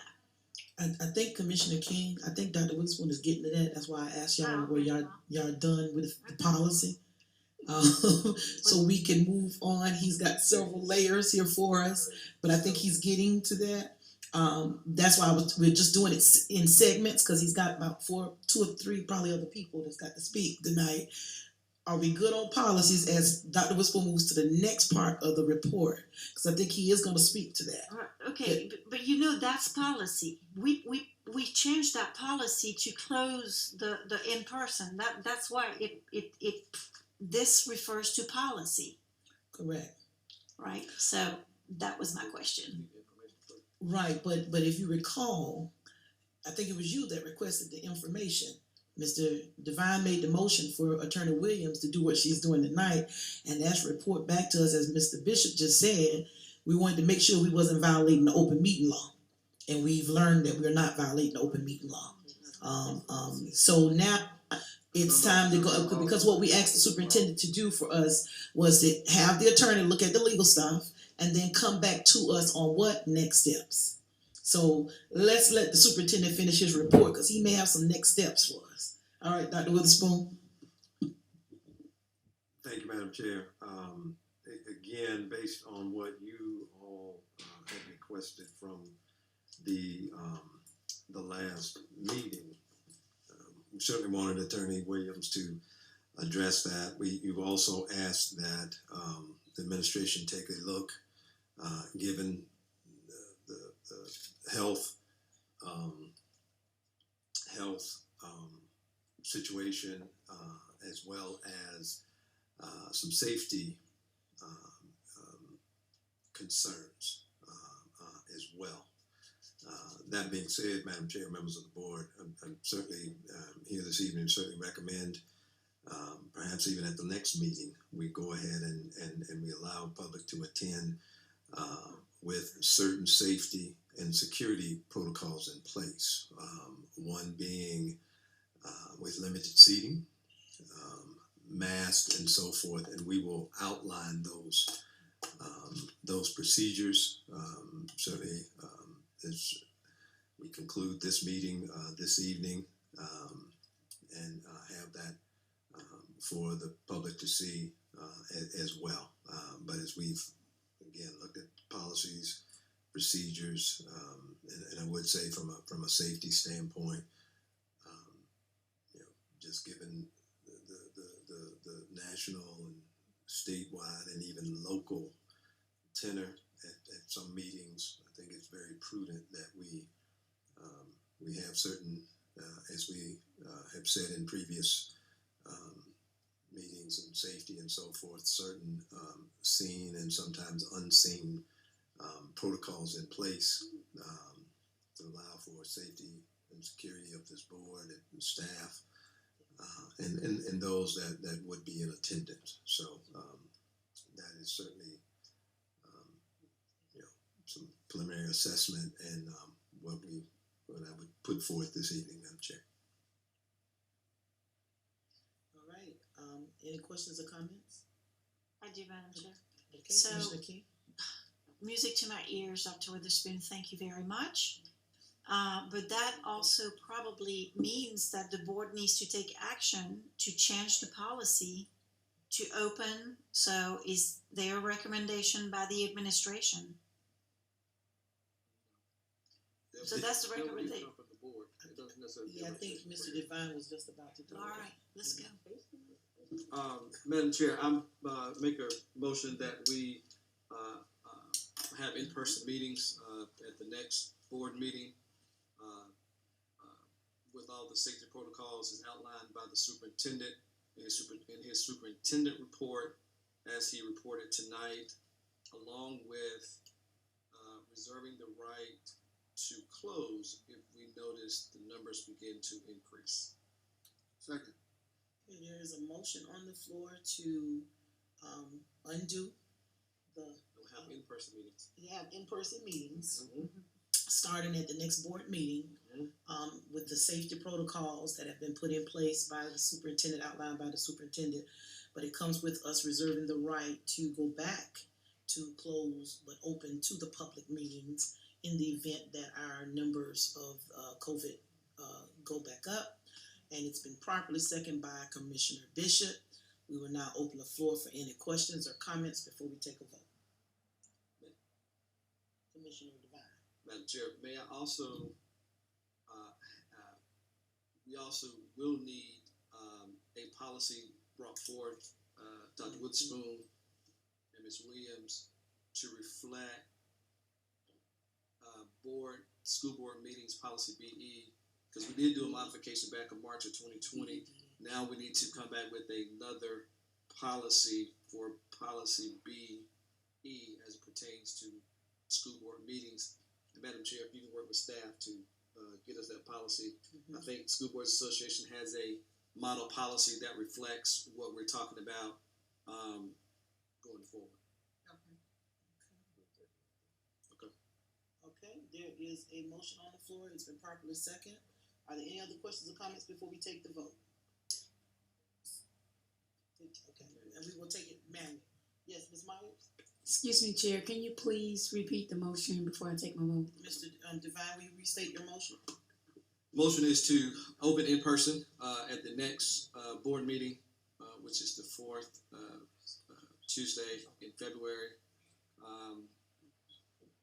with the safety protocols that the superintendent has outlined in his superintendent's report, and also reserve the right to close in person if we notice the numbers begin to increase. Thank you. Okay, and it's been properly seconded. Okay, this ends all conversation and discussion on this motion. All those in favor signify by saying aye. Aye. Those that oppose signify by saying nay. Ayes have it, the vote is unanimous to reopen for in-person meetings with the outlined safety protocols as given by the superintendent at our next meeting. Let me also note that we need to also look back at BEDH, which is a 321 policy as well, Attorney Williams, where we mentioned to suspend the public participation. We need to make sure that that policy now reflects the decisions of the board on tonight. Okay. And bring that forth because we don't. And we can have those policies brought forth at the next meeting just to take the official vote to change the policies, if that's okay with everyone. Commissioner King? Madam Chair, Dr. Witherspoon, once you've figured out the protocols that you want to put in place, maybe restriction of attendance, the distance, et cetera, how fast can you put that on the website or a place where the public will know exactly and we can maybe disseminate that information as well to our constituents? Absolutely. We will make every attempt to, by the end of this week or certainly first of next week. Okay, very well, thank you. All right. Any other questions on this? Commissioner Devine? While you're bringing policy BE forward and EDH. board, we also need to look at, and I guess this would be part of the administration's look at the board meeting locations as well. So we'll probably have to do another revised board meeting location as well. Okay. So those were the three items that we changed, the two policies, then the location. Okay. All right, Dr. Witherspoon, you want to finish up the rest of your report? Thank you, Madam Chair, members of the board, and is Mr. Henry, if you would please maybe just a brief update with regard to Lower Richmond.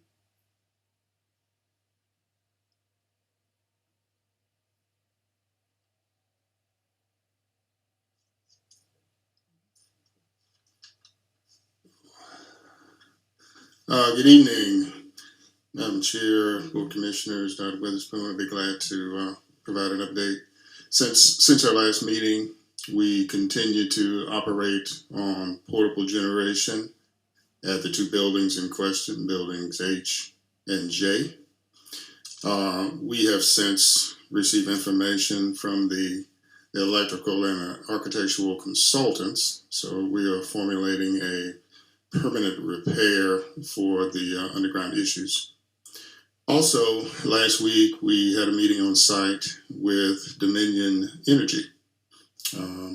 Normally Dominion delivers power to a certain point and then it's the customer's responsibility. However, in this case, Dominion has given us another option.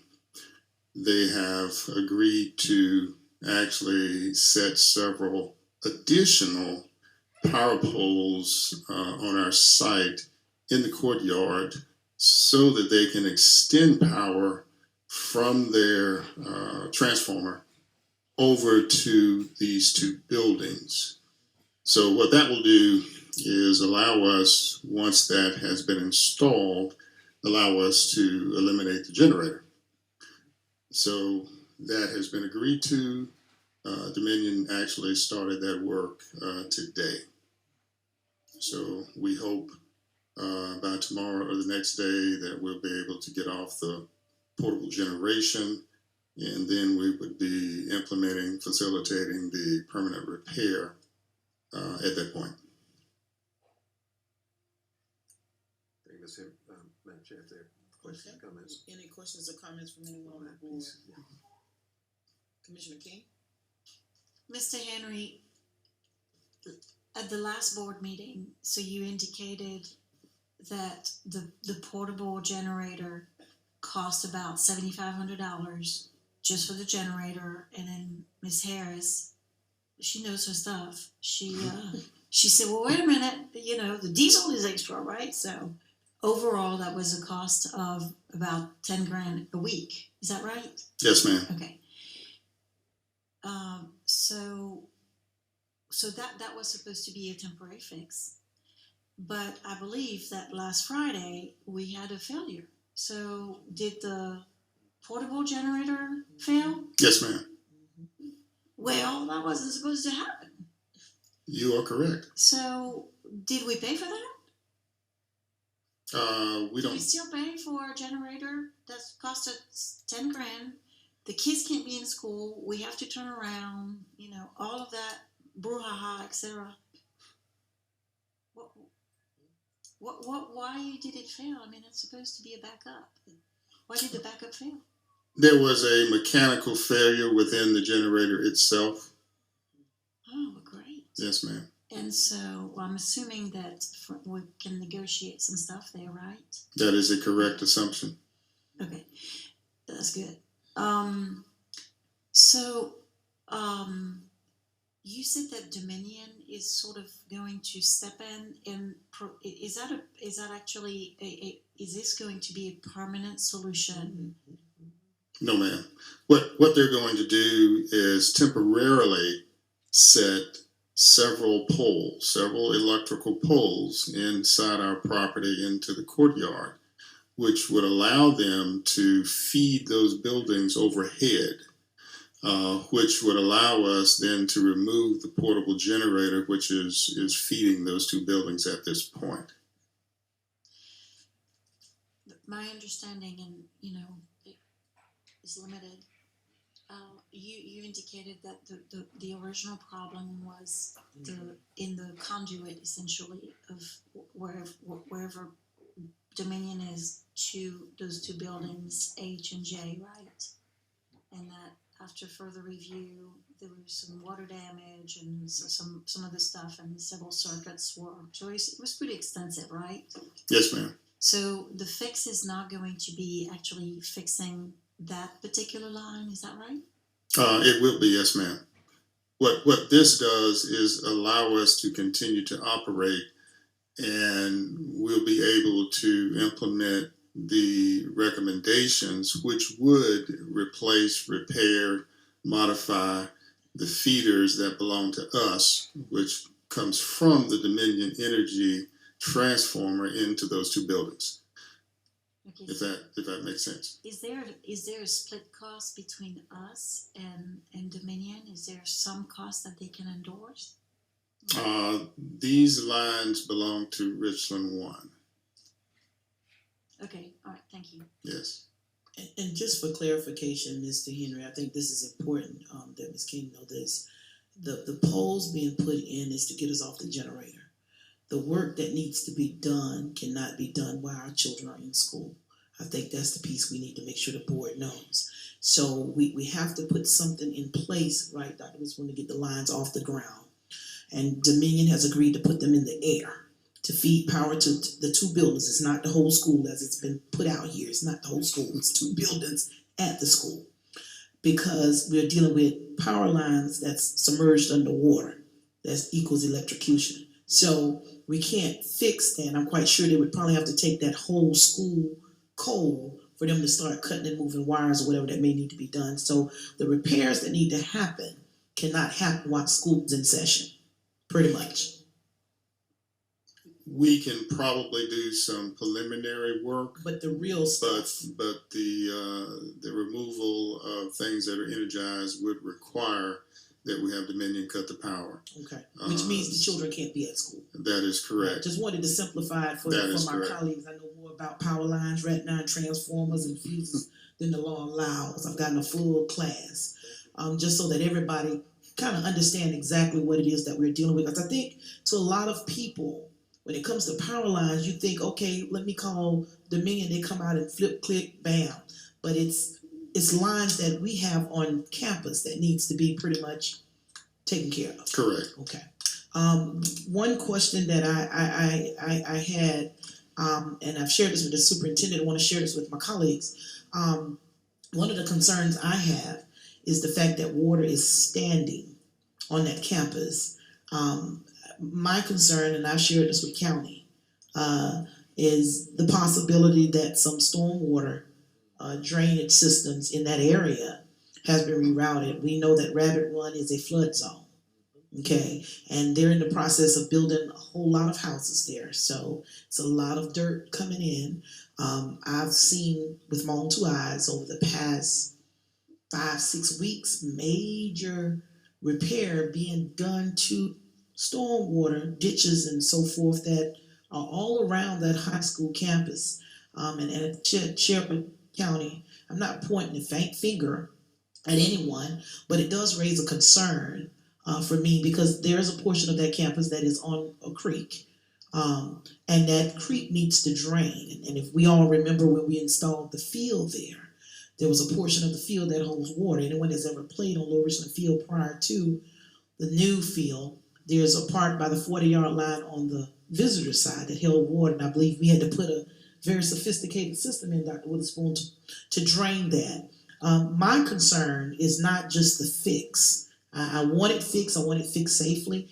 My concern as a board member is what may have happened in that area within, and I'm not even gonna say a 1/4 of a mile radius because it's like right there on the campus. There are 3 areas that I'm seeing some major rerouting, new rocks, new pipes, but did you block a flow of something that might have been flowing off of the Lower Richland campus? I think, and Dr. Witherspoon, I would ask that someone have them look into, and I've talked to Jill Price and several others over there, look into what's causing the issue. That's my concern. Because the day it may be H and J, next week it could be MS and K.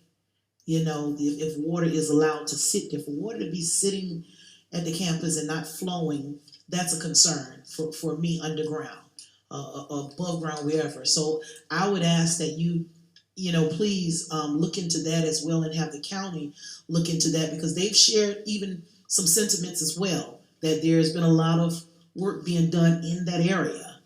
We had a 1,000-year flood. If we were gonna drown the power lines, we would have drowned it that day because the neighborhoods right there were completely flooded.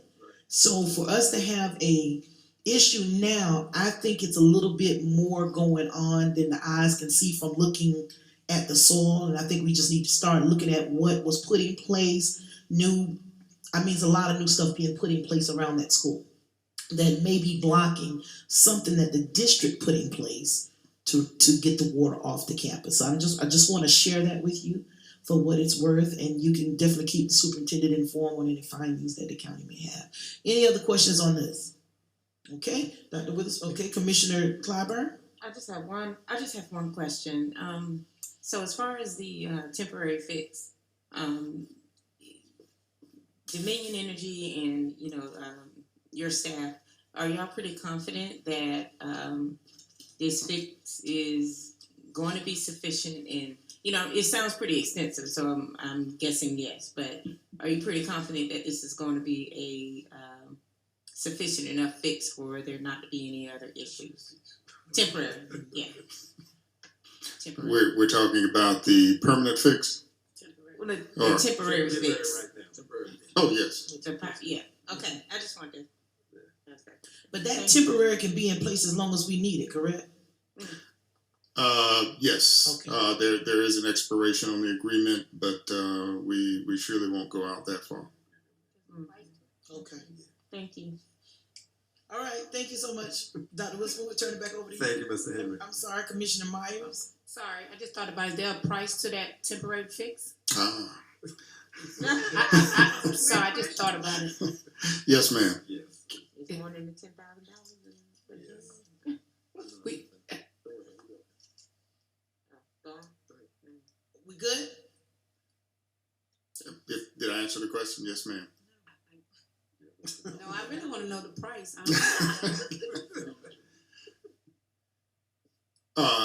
The price actually offset the cost of the generator over the next few weeks, so it was actually a break even. It's really a good situation for us because it takes the risk of the generator going down again. So it gives us more reliable temporary power. So it's a good thing. Thank you, that answered the question. You're welcome. And Dr. Whisper, if we find that somebody on the outside caused that problem, we would pursue that. We would follow up on that as well. Appreciate that. All right, thank you. All right, you can continue with your report. Thank you, Mr. Henry.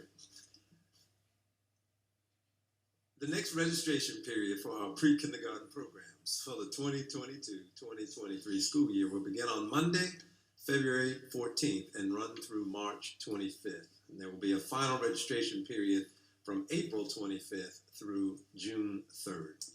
Space is limited, so parents are encouraged to register their children as soon as possible. For more information about our pre-K programs and the registration process, go to www.richland1.org/4K, or you may call 803-799-9494. There are several national and statewide observances during the school year that recognize various employee groups for their contributions to public education. This week, February 7th through 11th, is National School Counseling Week, and next week, February 14th through 18th, is School Bus Driver Appreciation Week in South Carolina.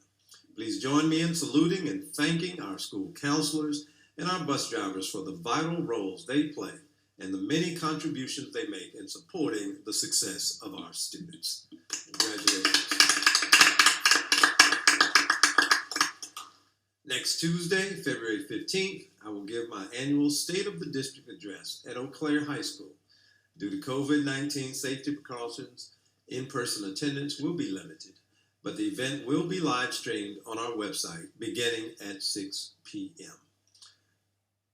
And I want to, again, look forward to sharing what has happened, certainly in our district over the past 12 months.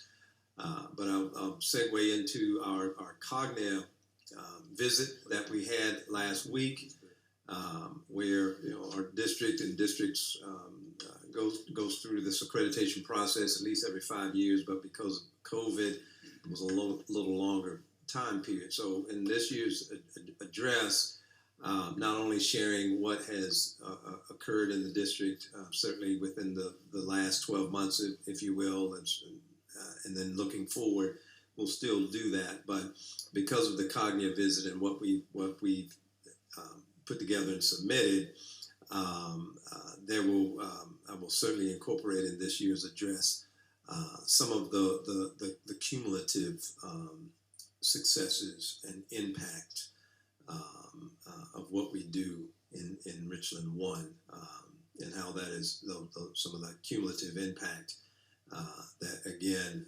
outcomes for students and opportunities that they have had, and what that has meant for our community. Now, with regard to our cognitive visit itself, I want to certainly thank Dr. Miner. She came in a few months ago, and as she was transitioning in, one of the first conversations we had is, okay, we're getting ready for our review, and this is yours. And she did a yeoman's job, but and I certainly want to thank her, and I want to give kudos to our staff, everyone up and down the organization that worked that we had our data and information, but in those presentations it's done a certain way, and all of that. So kudos to the staff, certainly here, and even going down to our staff,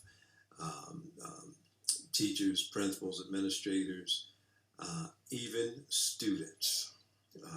The team even talked to students, about 230 individuals, all said and done, stakeholders from the board, again to families, parents, teachers, community, and I will be sharing one story, letter that one of our students wrote to the team. I will be sharing that next week as well, just sharing what their particular school means to them. But I do want to thank everyone that participated, to our again in the district, our parents and community partners and folks that are certainly part of the Richland One family.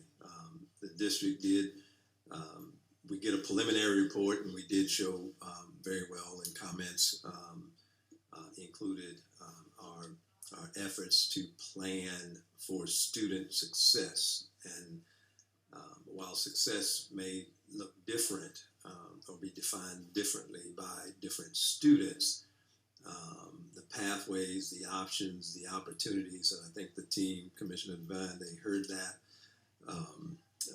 throughout the day, not just from you all, but again, all the way up and down the organization and into our community as well. And that is something that the feedback that we get, that our students are appreciative of, our families are appreciative of, and that's one of the many strengths of Richland One, that we are able, we plan and we put in place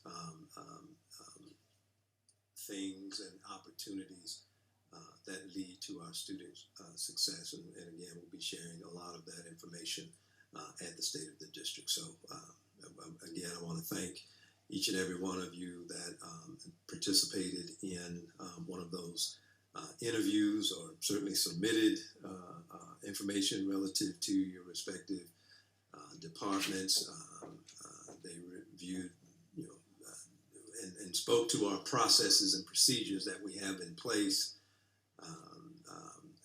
as something to be recognized, and even they looked at school information and so forth. So we appreciate the going through that, and it does when you have these accreditation reviews, it gives the organization an opportunity not only to show and demonstrate, or to prove, yes, we do the things we say we're doing,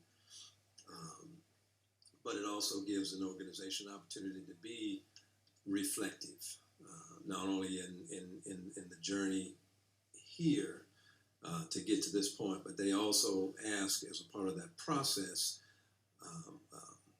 what'd you do since the last review, and how did you get to that point, and you have to demonstrate those things as well. And it is all based, again, I think Chairwoman Harris, you said it in some earlier comments, it's about that continuous improvement. It is about how you grow and strengthen an organization collectively.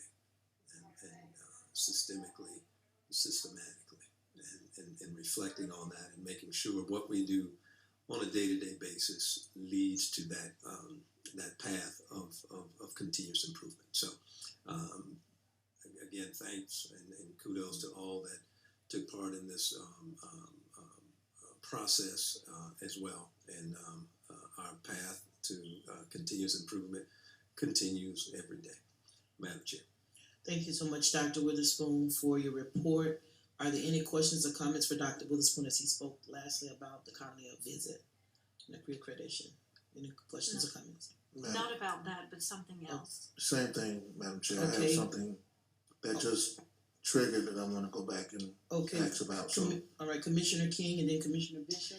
Yes, Dr. Witherspoon, again, coming back to constituents' request, I have a lot of constituents that are asking what the plan is and what the steps are to get us closer to making wearing masks optional for children in schools.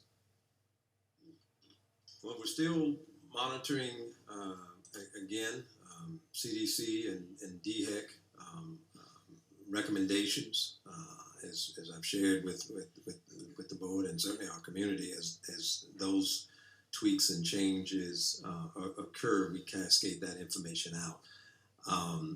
We have not received any information from the health officials about any change in recommendations or anything at that point, but that is something we would certainly need to have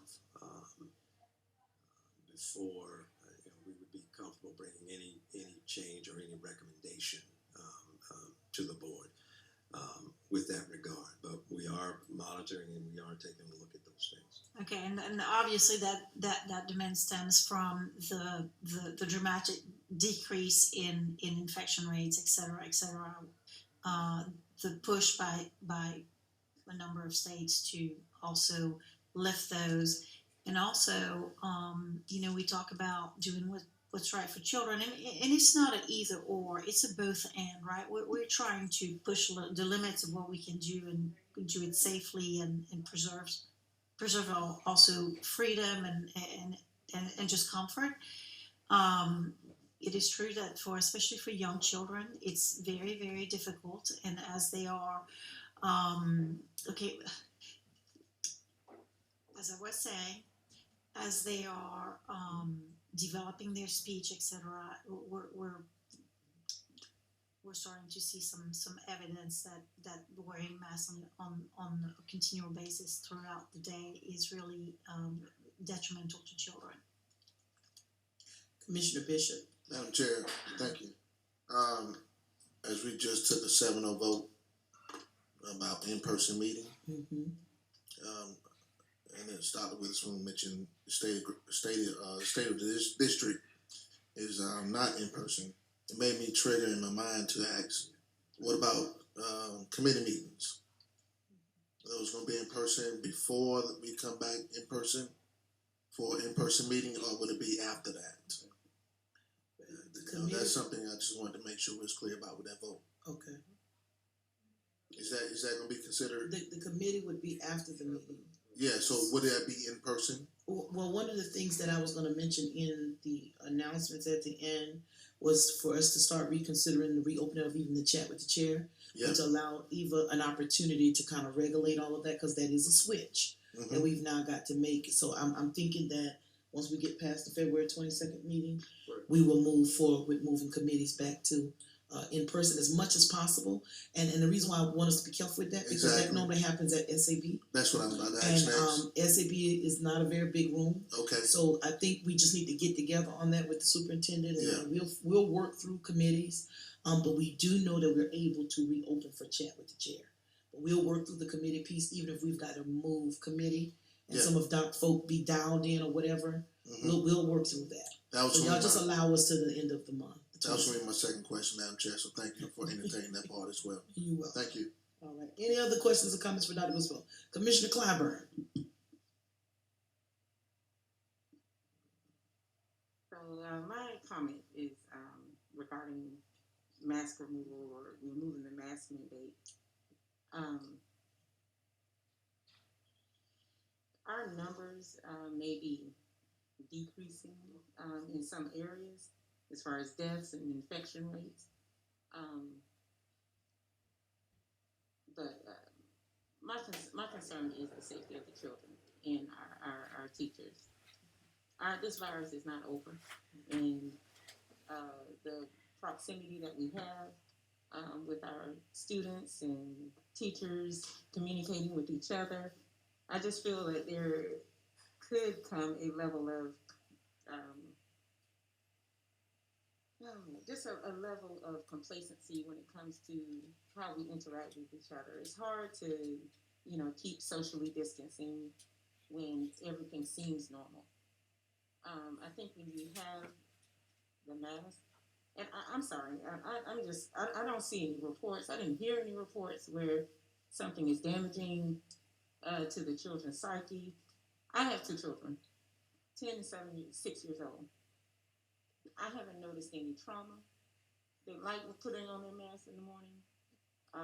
And I don't think, I know some parents that are traumatized by seeing their children in masks. That's, the feeling that I get. But my children don't cry about their masks. They don't stomp their feet, with a tantrum. They put their masks on because they know it's a pandemic out here. And they feel safer with their masks. And I'm watching the students, their friends, getting out of cars every morning because I'm in the car line. They have their mask on, and